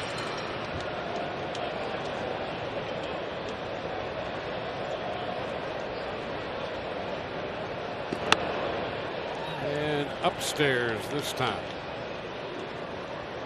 3-0.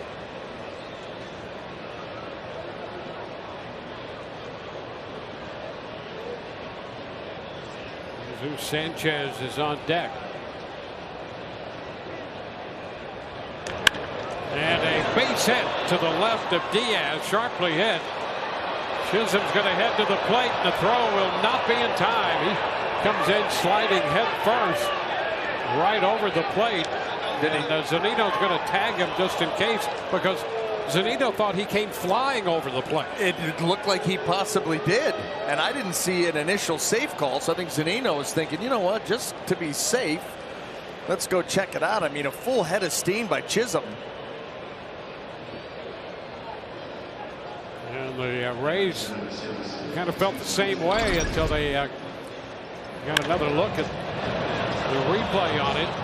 That ball blistered to left, got to Rosarena quickly, so it gives him a chance. Yeah, he's stumbling over that plate, and I think he reached down and tapped it late. And then the oven mitt swipes it. So a run is scored to make it a one-run game. And the Rays are going to make a call to the bullpen, brought to you by the Florida Lottery. The 7th inning with more days to play and more ways to win. Powerball just got more powerful. Play the new powered up Powerball from the Florida Lottery. It's your ticket, claim it. The Rays make a pitching change. McHugh out of the game in favor of JP Fire-icing. Jesus Sanchez is the hitter. 1 on, 1 out, 1 in.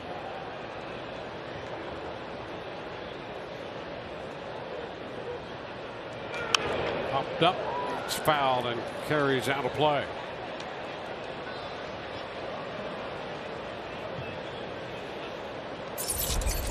Well, 2 runs charged to McHugh. He is responsible for a man on as he leaves, and that is a very unusual occurrence. He has not given up much all year.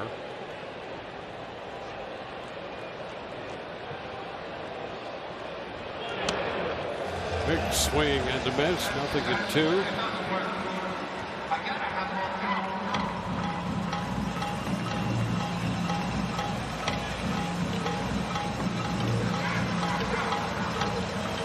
Since May the 27th, McHugh had given up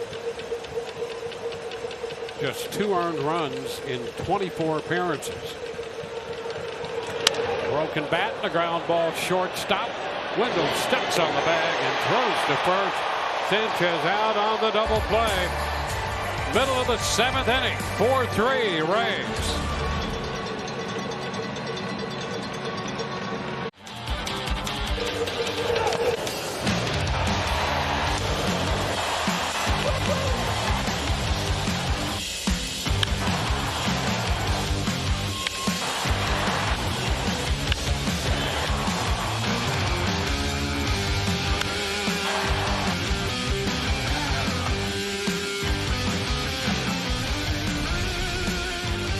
Rays baseball on Valley Sports, presented by Baycare.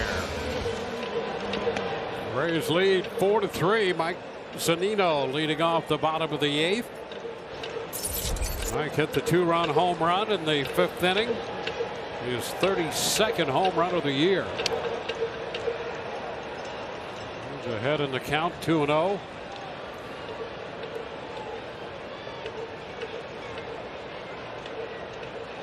Contra 80 pitches now. And he's behind Zunino 3-0. Let's take a look at that home run. 5th inning. StatCast powered by Google Cloud the other way. And how about some big time exit velocity? 110.4. Only a 24-degree launch angle. 2-run blast. Here's one.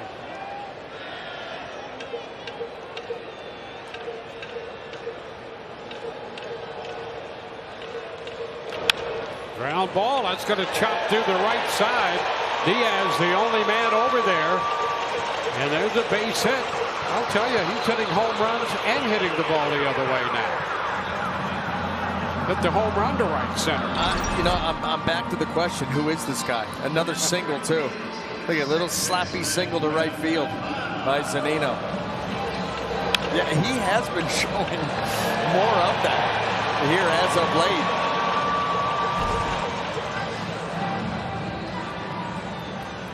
That's just funny to see.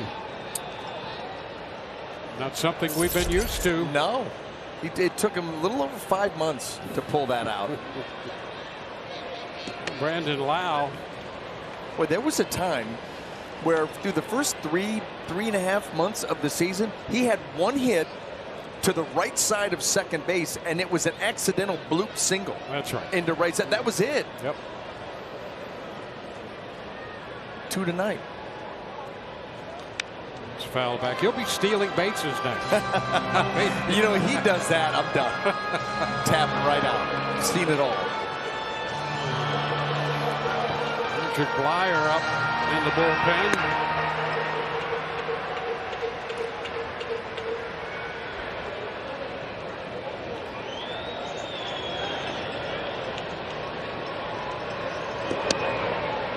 He's down. A couple hits tonight for Lau. First inning single, a double in the 3rd.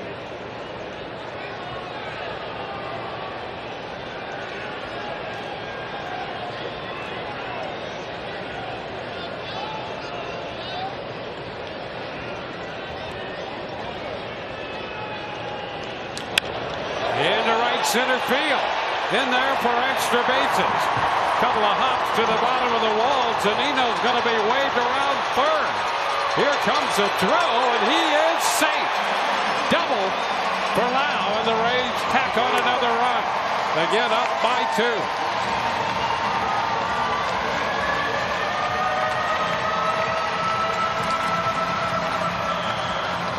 Third hit for Brandon Lau tonight.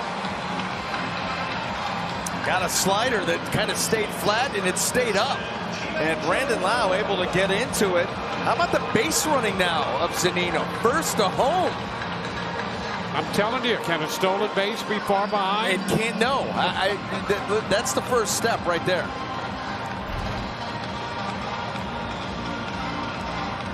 Well, you can smell it. These guys want to finish it tonight.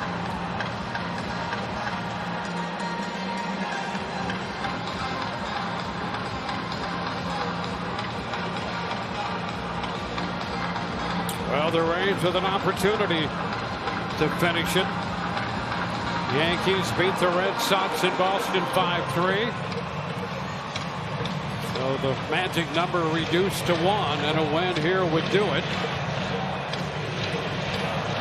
reestablished a 2-run lead on the single by Zunino and the double by Lau.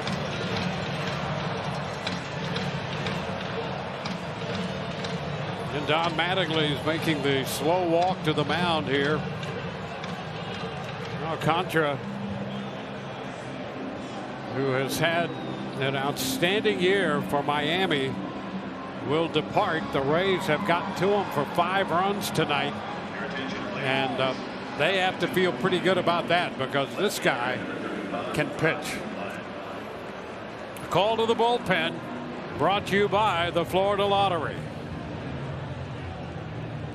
Pre-game show presented by your local Honda dealer. We'll hear from Shane Baz, who was so impressive in his major league debut. Orestes will be breaking down Austin Meadows. And in the bottom of the 7th inning, Richard Blyer, the lefty, on to face Ji-Man Choi. Swinging on that first pitch and fouling it. Lau at second, a run home, nobody out. Well, 64th overall appearance, 53 in the 3rd innings. And the Rays have seen plenty of Richard Blyer throughout the years, his time with the Orioles. 1-1.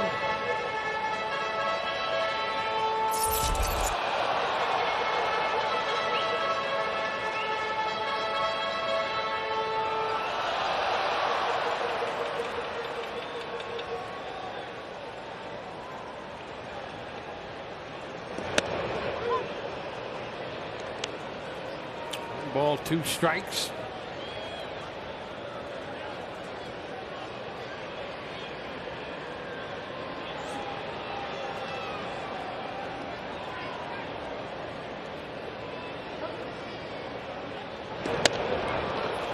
Will take care of Choi with the first out in the inning. Well, Ryan Yarbrough for the 2021 Roberto Clemente Award, recognizing players who best represent the game through positive contributions on and off the field. Vote at MLB.com/Clemente21.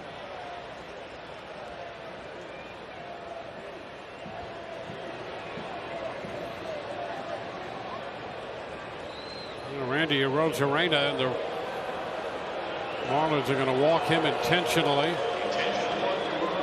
So they'll take his right-handed bat and send him down to first. First walk given up by Miami pitching. It's only the 2nd walk of the game. So Meadows is due, but there's Nelson Cruz. So with runners at first and second, Cruz will pinch hit for Meadows.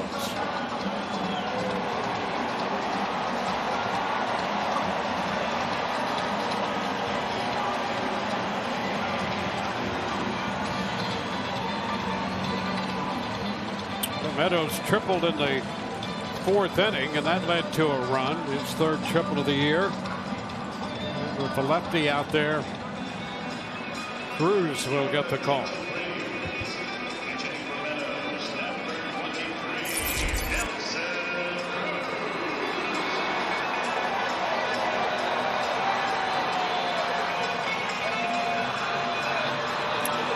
Rays trail 1-0, tied it 1-1. Grabbed a 3-1 lead with 2 in the 5th inning. Marlins are running the 6th. The Rays are running the 6th. The Marlins are running the 7th. The Rays are running the 7th. Looking for more. And Cruz sends one deep to right field, all the way to the wall. And a leap by Sanchez to make the catch. And the runners are going to hold. Lau had left the bag and then belatedly went back, and after the catch had no time to tag and try to advance, as that ball carried all the way to the wall. That had extra bases and maybe a chance of getting out, but it's caught by Sanchez. Well, here it is. Track it back, just enough carry and hang time for Sanchez to put himself in position to make this catch. He does. Catches the Rays base runners kind of in between, and no move up, and Nelson Cruz realizing just a few feet short. Joey Wendell takes a strike. Well, that would have made a major difference in this game. With some breathing room, and it was that close. He did not miss by much.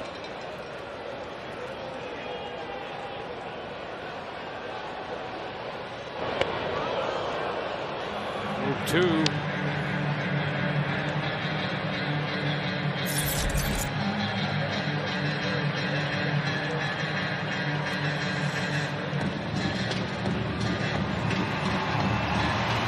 That was the first time Cruz had ever faced Blyer. Two guys have been around for a while. Yeah, same league too. Yep. 1 and 2. Although, you know what? Listen, you start to think about when Blyer was with the Orioles and you didn't have to face the minimum 3 guys. There's no way in the world you're letting him face Cruz. Yep. You're getting him out of there, bringing in anybody else.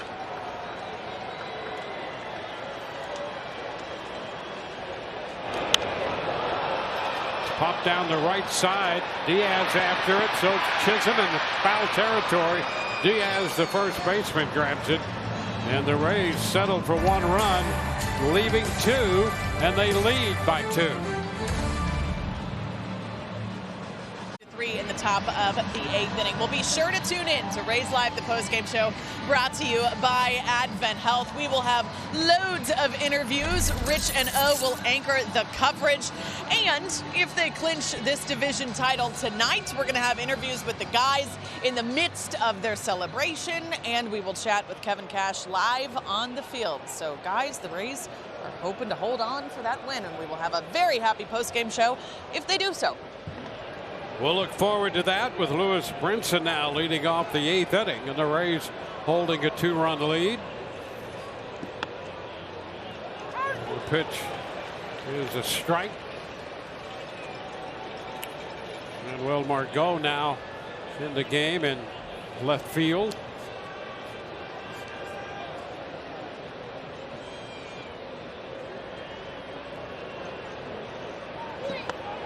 Cut the miss. Nothing in 2.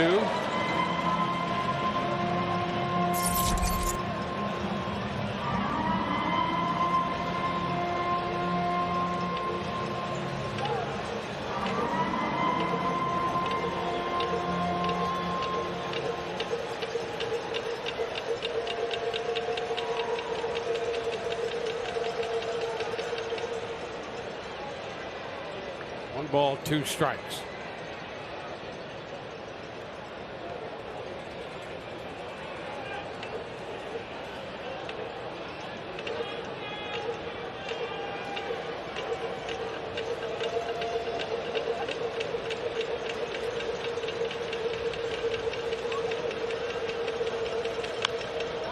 Two popped up foul. That's going to carry right back out of play.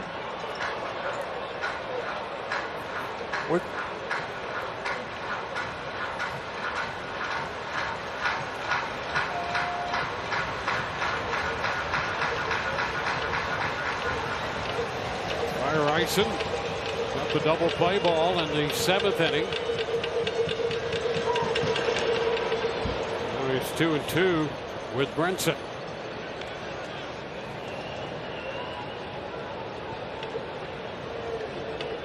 Game in the 8th.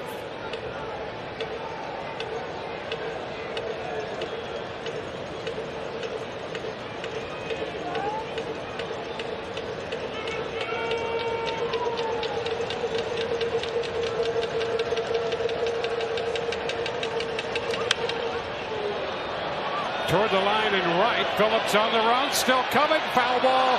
Can't get there. Great effort by Phillips. Racing toward the bullpen area, but just a little short. Full head of speed. Could not get there.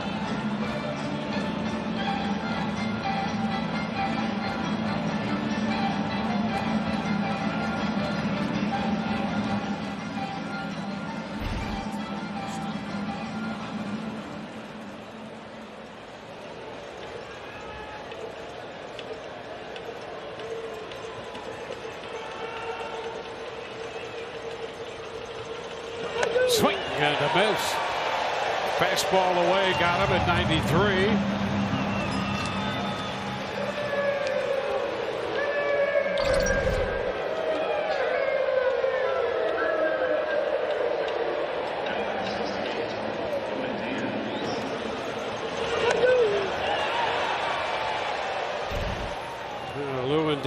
is at the plate.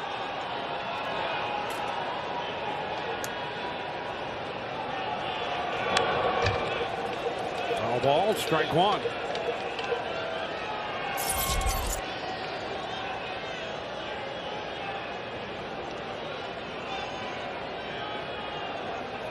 Flanagan worked 5, gave up a run. McHugh an inning and a third, charged with 2.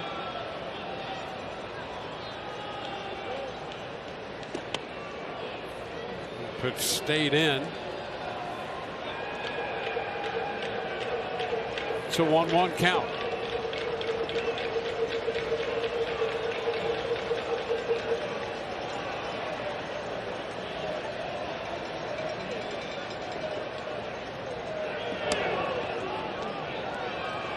Down 2-1. Marlins in with 64 wins and 89 losses. Of those 89 losses, as we look at Josh Fleming busy in the Rays bullpen. Swing and a miss. It's 2-2. Of the 89 losses, 51 have been by 1 or 2 runs. That speaks to their ton of losses. Yeah, and that speaks to their pitching. You know, the pitching can keep you in it. Yep. But you just you can't.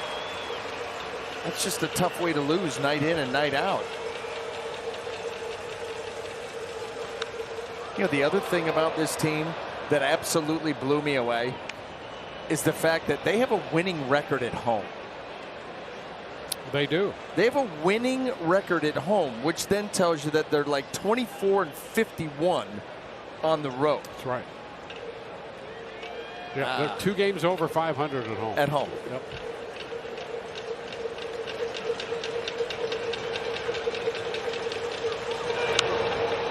It's popped up. The pitch coming in, and Diaz fouls it out of play.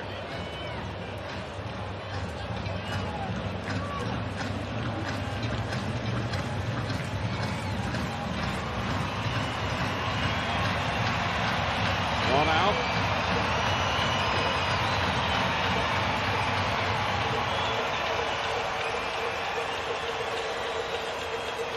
Two.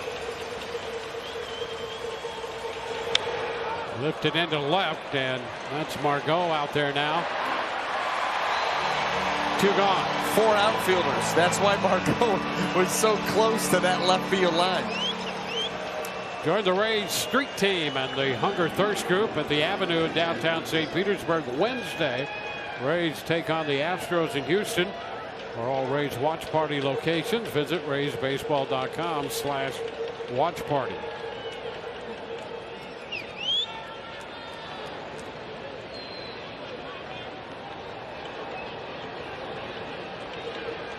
Luke Fortes, he's been on base all 3 times. 2 singles sandwiched around a walk. Want to know the count?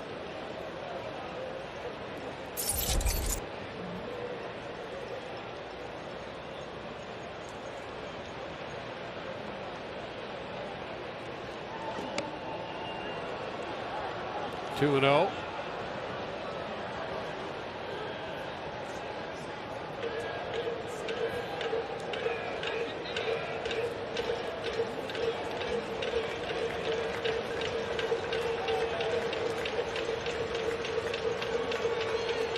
Foul back.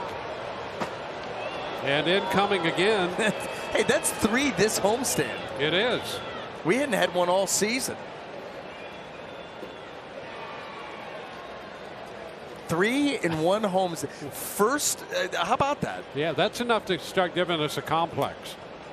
Well, listen, I'm sure that they've wanted a few more up here earlier than that. That's a strike. They finally found the mark. Even the visiting team. Yeah, I don't blame the visiting team. I don't blame them at all.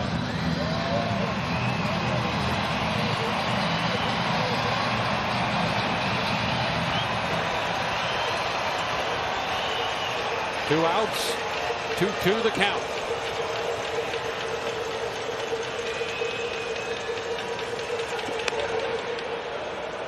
And the count goes to 3-2.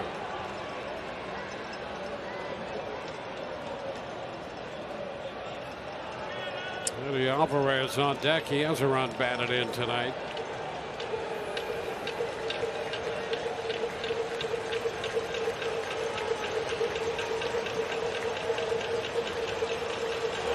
And that's going to be ball 4 outside.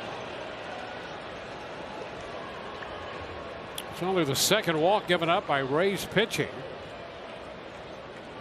The only walk given up by Miami pitching tonight was the intentional pass to Arozarena by Blyer at the bottom of the 7th inning.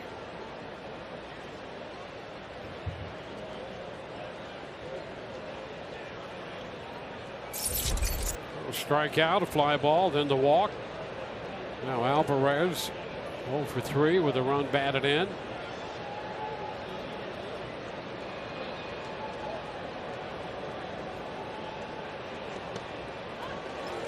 It's a strike at the knees.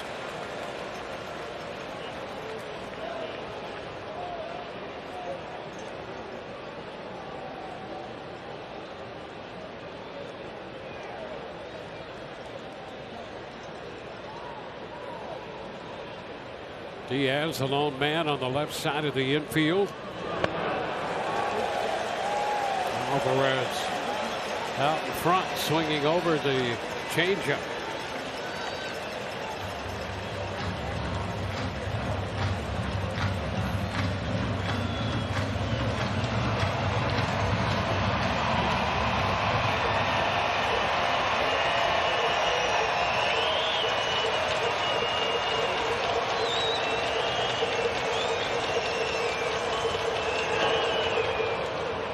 and two.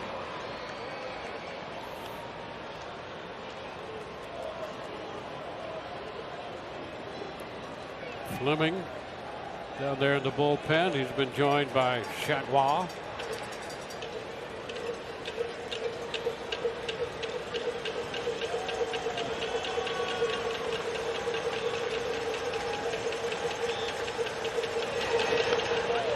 That pitch is strike three call.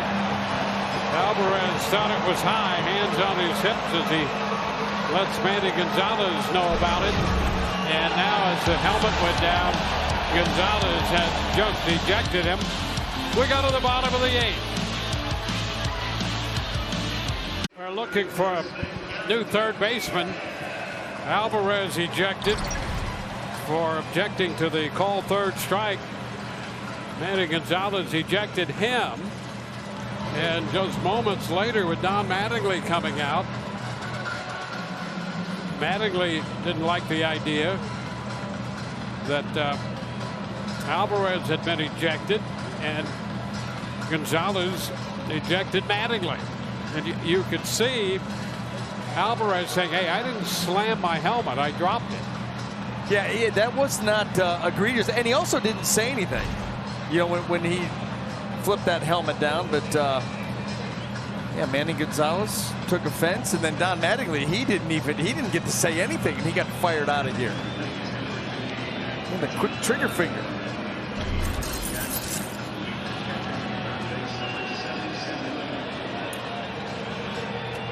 Well, Bender will be the new pitcher. Anthony Bender. Leon moves from behind the plate to third. And Jackson will come in to do the catching. Alex Jackson is now the catcher.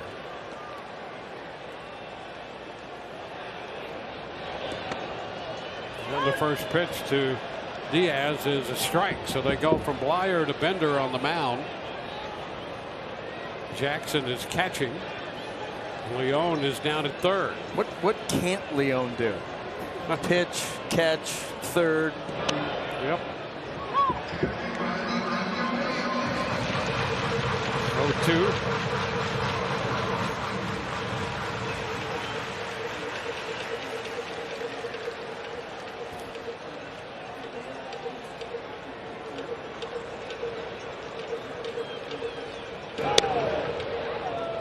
One ball, two strikes.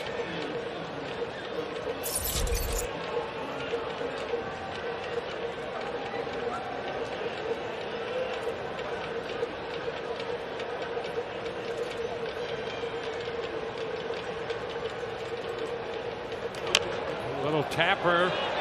Leone gloves it but has no play. And Diaz has a base hit. Good infield hit. Chisholm, by the way, is now at shortstop. Joe Panik is over at second. That ball just kind of gets smothered, and there's just no play. Leone, coming from where he was, just doesn't have a chance. That's why he wisely eats it.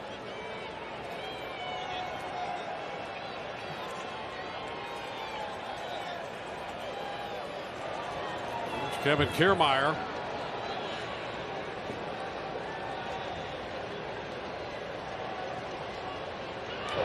That's going to be fair. Hits the bag. Goes up the left field line. Diaz digging for third. Into second base goes Kiermaier. And the Rays, just like that, have 2 minutes scoring position. Second and third on the double by Kiermaier. How about these two hits by the Rays? The ball gets in on Diaz. He kind of smothers it up the third baseline. Kevin Kiermaier slaps another one the other way, and this one right off the bag. Boom. Good aim.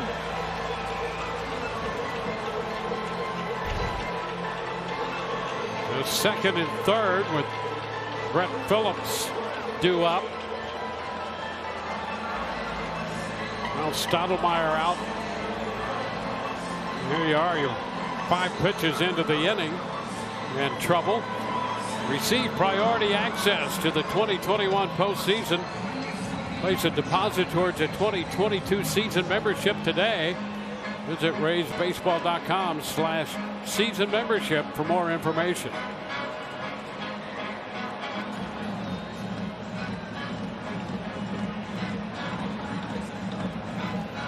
It's a major conference on the mound out there. Everybody around the mound from the Marlin infield. I mean, that was a major conversation. Then a little one-on-one. Kiermaier and Laz Diaz out at second. Hey, take him to lunch or something. A lot of socializing going on there. There was. Whatever Mel Stottlemyre had to say, he wanted everybody to hear it. The Rays threatening here. 2 runners on, nobody out. They're going to bring the infield in. They're going to run the shift. Leone alone on the left side. The Rays have a chance here to give themselves some more breathing room. Got to get these runs in.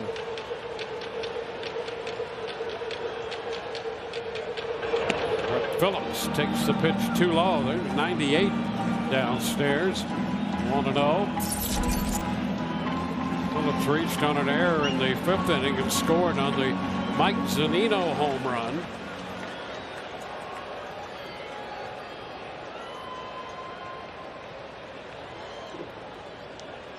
Now Chisholm's back on the shortstop side of the bag.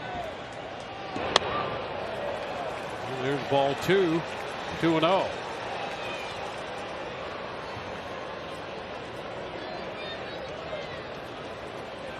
8th inning or later, and Phillips is on that list. 23 runs batted in. Austin Meadows leading that list.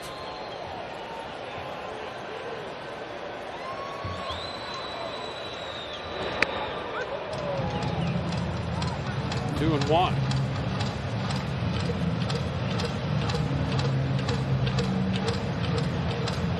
Five runs, 3 earned off Alcantara. Blyer followed. Now it's Bender.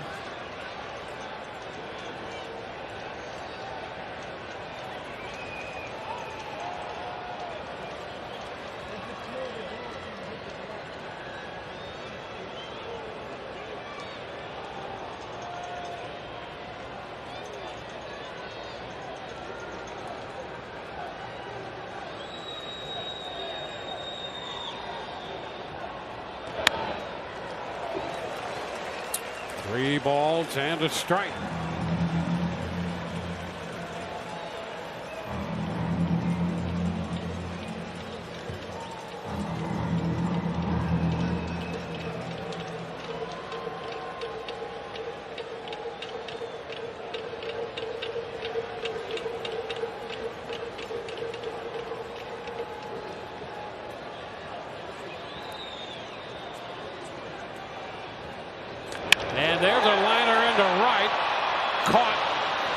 out there by Sanchez.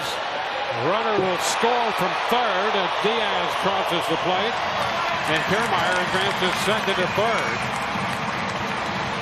And the Rays now make it 6-3. Phillips picks up his 43rd run batted in.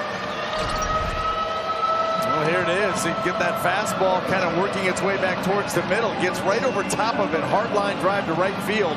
But right at Sanchez. So he got it airborne. You're going to get that run home. Kiermaier tagging. He's going to get to third. So far, so good.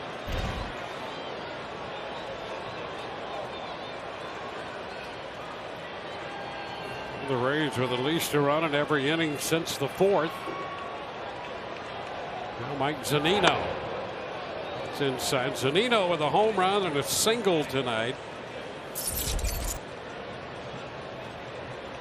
A 2-run home run in the 5th inning, his 32nd of the year.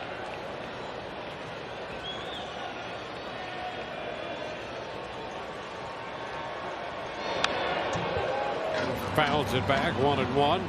Hit the home run to right center field. Well, here it is. Pitch out over the plate, trying to come in, didn't get it in.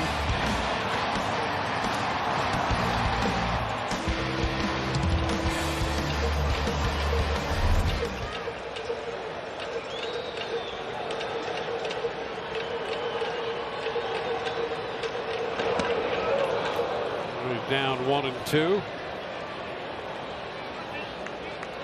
It's Fairbanks. Busy in the Rays bullpen.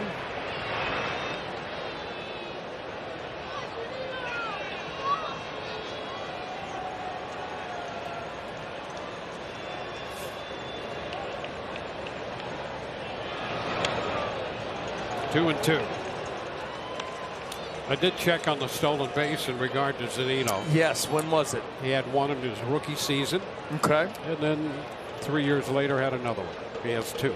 Two. Yeah. He's due for another one here anytime. When you least expect it. And now he has a full count. Well, he had that 3-single game the other night. Went to right center with a home run, then to right field with a single tonight. Kind of stolen base be far behind. Well, it scored first to third too. Yes. So I think that right there, all of that combined, yeah, I think that's in the cards. Oh, look out. He fouls that one, and wow, right there near the on deck circle. Boy, that was close.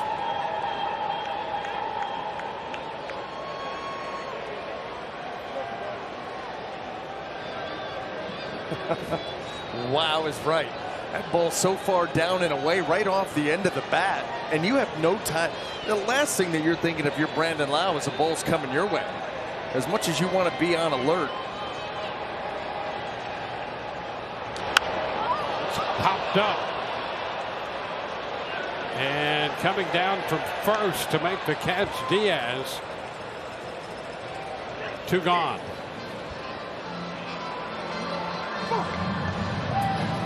We'll take another look at the surprise Brandon Lowe on deck.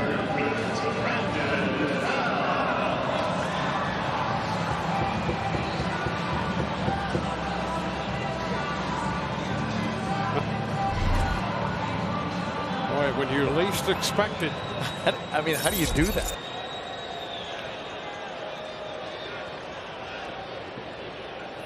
So now Brandon with a 3-hit night, 2 doubles, 3 for 4. There's a run batted in. Kiermaier's at third with 2 outs here in the 8th. There's a strike. Rays have made it a 6-3 ball game.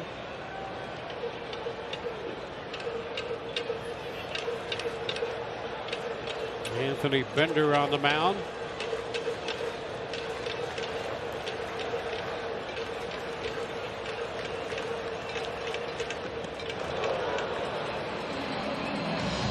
Breaking ball, he missed it. 0-2.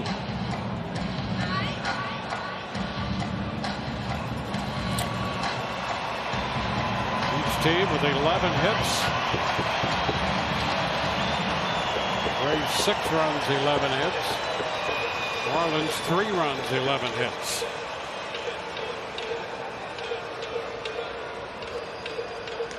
Wow, fair ball up the left field line. That will get Kiermaier in. Extra bases. Into second base. Brandon Lau with his 3rd double of the night.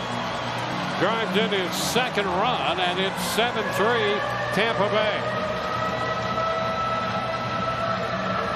Boy, some of these hits that the Rays, how about this? This pitch is in, maybe in off the plate almost, but Brandon Lau pulling the hands through, staying inside the baseball, getting the barrel to it, keeps it fair. He's got room to work with. Another ball going the other way with good results for the Rays.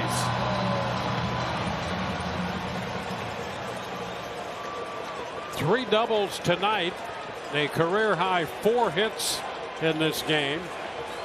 Here's Ji-Man Choi. That's a strike.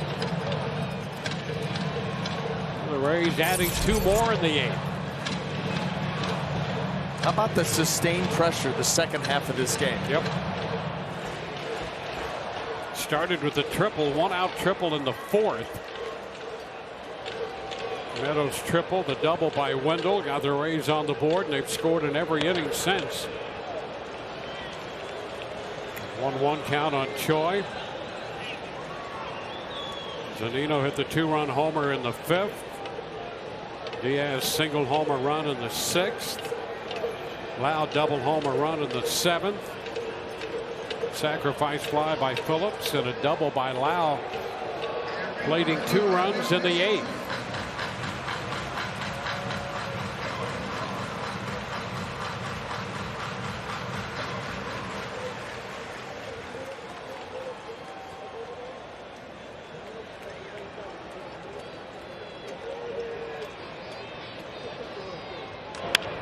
That's a looper into left. That is going to be caught.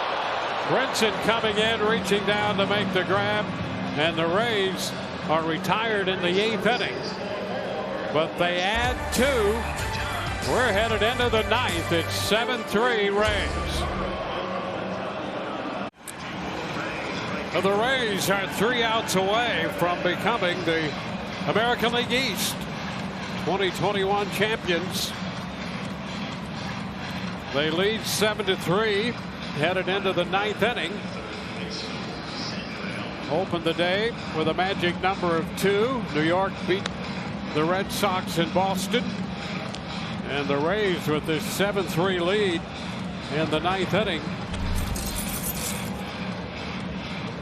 looking for their 96th win of the year. Most records in the American League this year, Rays and Houston. The Rays had that 3-game series with Houston left in Houston. You know, you win this game and you get to 96. You're 5 games up on Houston for the best record with, what is it, 7 to play, including the 3 that you talk about. Pete Fairbanks, the new pitcher, and the first delivery is in there, a strike call. Leone, who started the night catching, now at 3rd base. 0 for 3 in this game.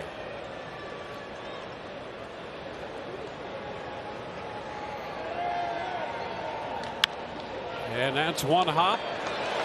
Wendell on the right side of the bag takes care of that.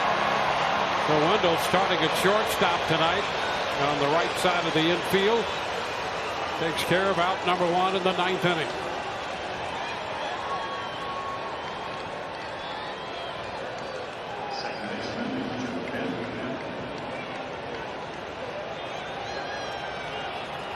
Now Joe Panik will come to the plate for the first time tonight. Rojas had been in the leadoff spot. Pitch is down, 1-0. Rays trying to clinch the division at home. That would be the first time they have done that.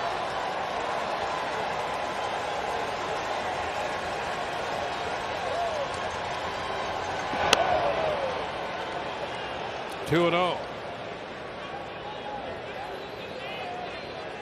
Where he started the day with a number of 2 to clinch. Any combination of that would mean the Boston loss and the Rays win would do it. The Red Sox have lost. And there's a strike. 2-1.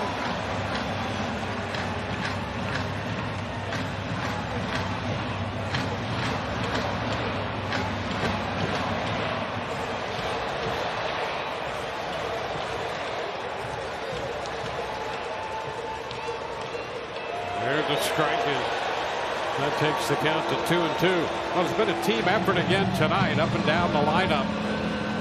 You look at the pitching, McClanahan 5, then McHugh, Fire-Eisen, now Fairbanks, and up and down the lineup production. So it's been a team effort. It's been that way all year.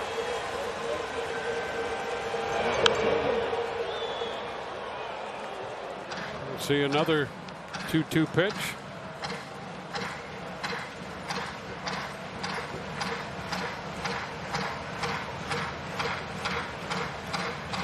Rays right now on a pace for 100 wins.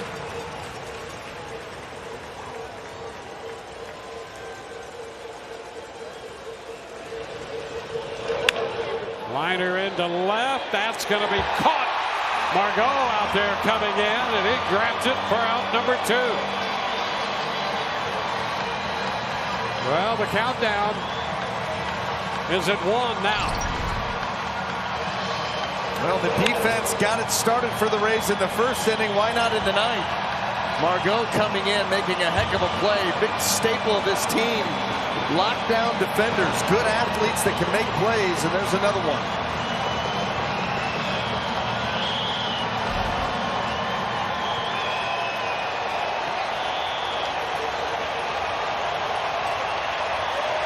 Well, there's Chisholm. Sellout crowd of 23,783 tonight. And the first pitch is down, 1-0. And the Rays are trying to get the final out here to clinch the American League East.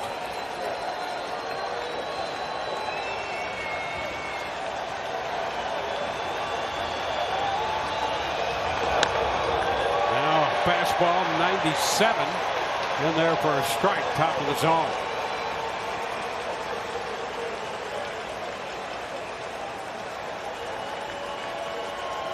McClanahan 5. He is the pitcher of record. 2-2, line drive into right. That's going to be a base hit, a hop to Phillips. So the 2-out single, Chisholm keeps it going.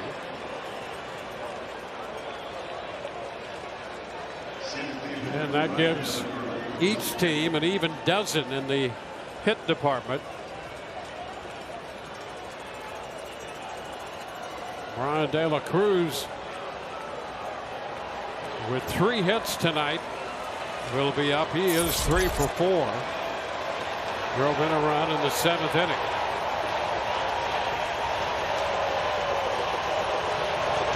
The pitch is upstairs.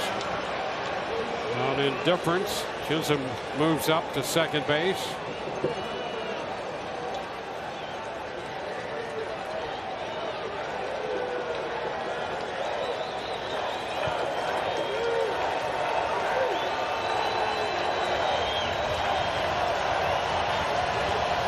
Pitch from Fairbanks upstairs, hitting 97. 2-0.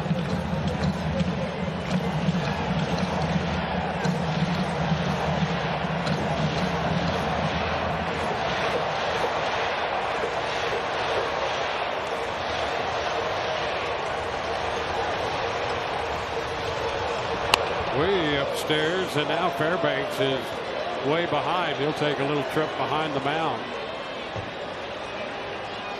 Fairbanks worked an inning in the Wednesday game against Toronto. A scoreless inning, walked a man, struck out 2.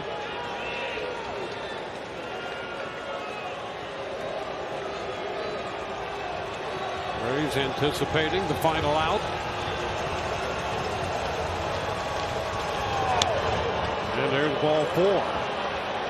A 4-pitch walk. Leone retired. Panic retired. Then the base hit by Chisholm. And a walk to De La Cruz. They're going to have a conference on the mound. Fairbanks and Zunino. And they're going to be joined by Snyder. Robertson, who was the opener in last night's game, will get up and begin to loosen. Kyle Snyder leading this conference on the mound. Fleming's going to join Robertson in the bullpen. Fleming was up last inning. Fleming goes back from AAA.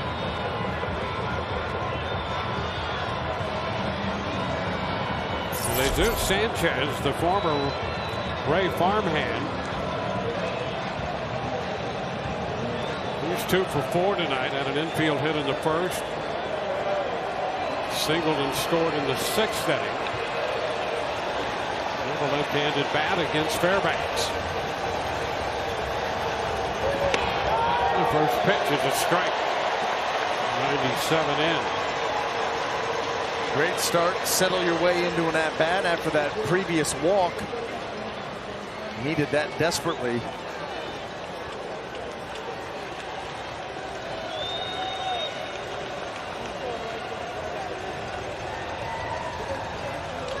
Little tapper, that's foul. The count is 0-2. Pitch coming in on Sanchez, and he's after a new bat.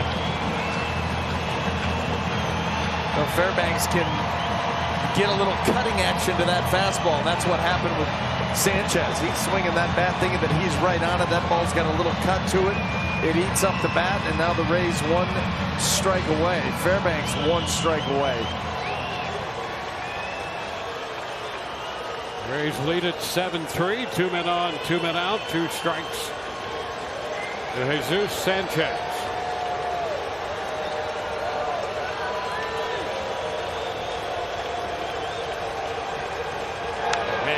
Foul ball. Went upstairs with 98. They got just a piece of it to stay alive.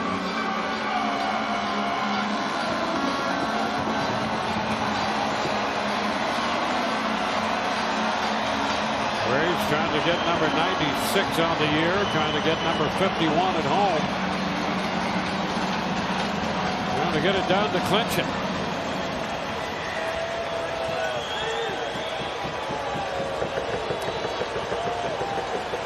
The 0-2 pitch again. And a liner into right. That's a base hit. Chisholm will be held at third, and with 2 outs, the Marlins have loaded the bases.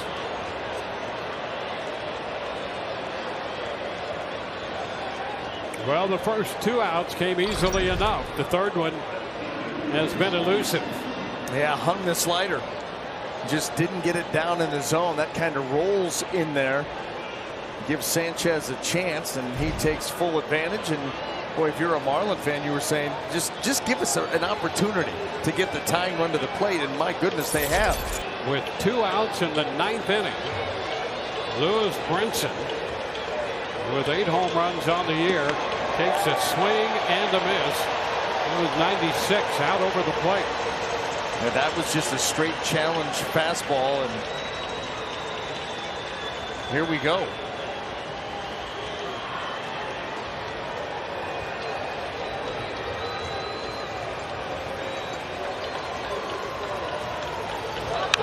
That's fouled right back. Again, the fastball.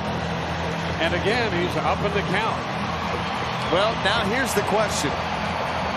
Do you go another ball or 2 up, or do you go with that slider? He hung the slider to Sanchez. You can go down and away here if you feel good with that pitch, or you can continue to climb that ladder. There's room to go further up with that heater. Let this go up. Hey, I'm good with that. 97, 98. That's right.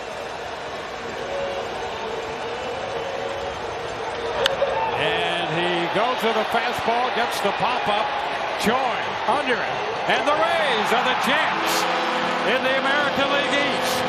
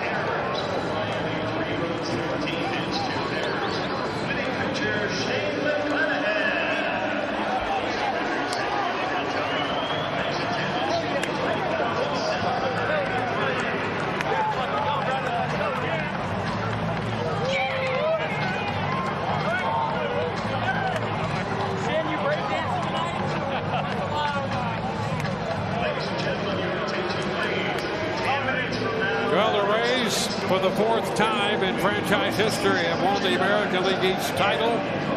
First time they have clinched it at home. The celebration begins. Let's go down to the field and Trisha Whitaker.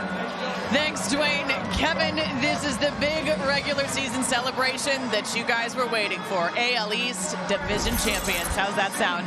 Pretty good. Pretty special.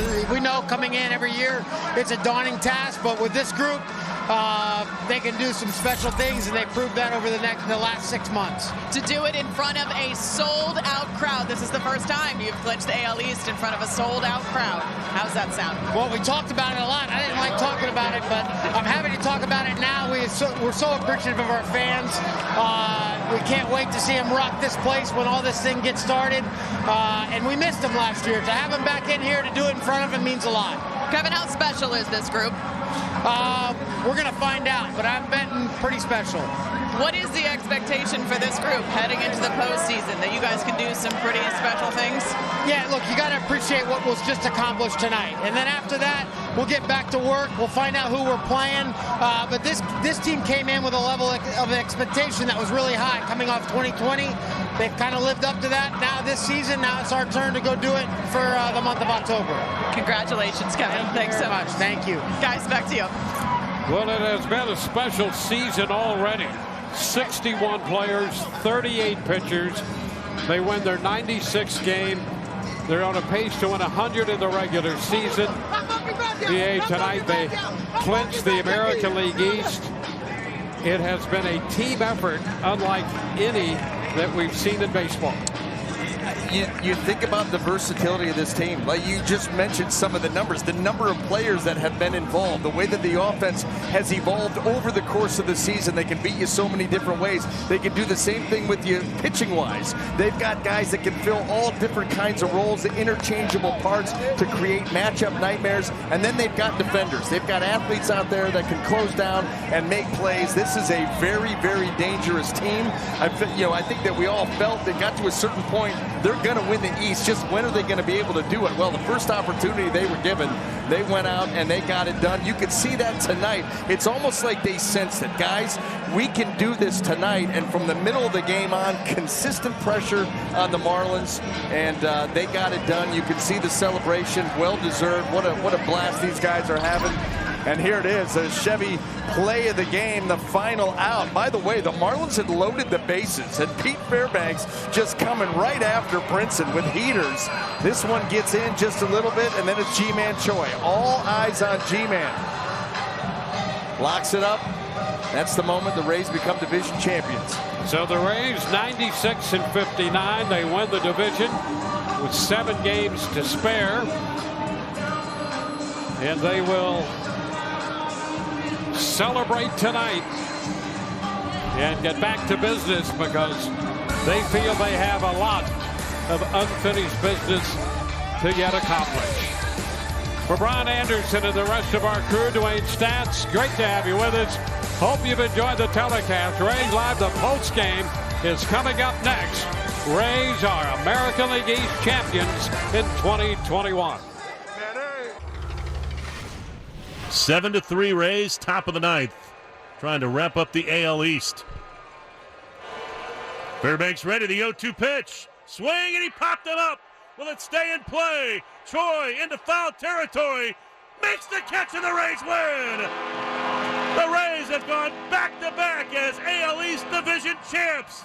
They are once again the beast of the East, as they are your American League East 2021 champions. We know coming in every year it's a daunting task, but with this group, they can do some special things, and they proved that over the last 6 months. It's special. I mean, you look at this division, and you might have 4 teams that win 90-plus games, and it's tough. It's tough, and these guys, they didn't make it look easy, but they got it done early here with some games to go, and we're enjoying it. We appreciate it. We got bigger goals, but this is pretty special. Feels amazing to do this in front of our home fans.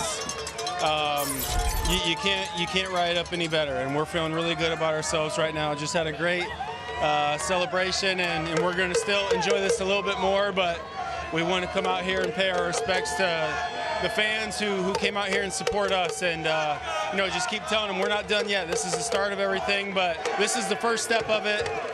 Win the division, best division in baseball, and now hopefully within next week we can lock down the best record in the AL and go from there. But this is incredible.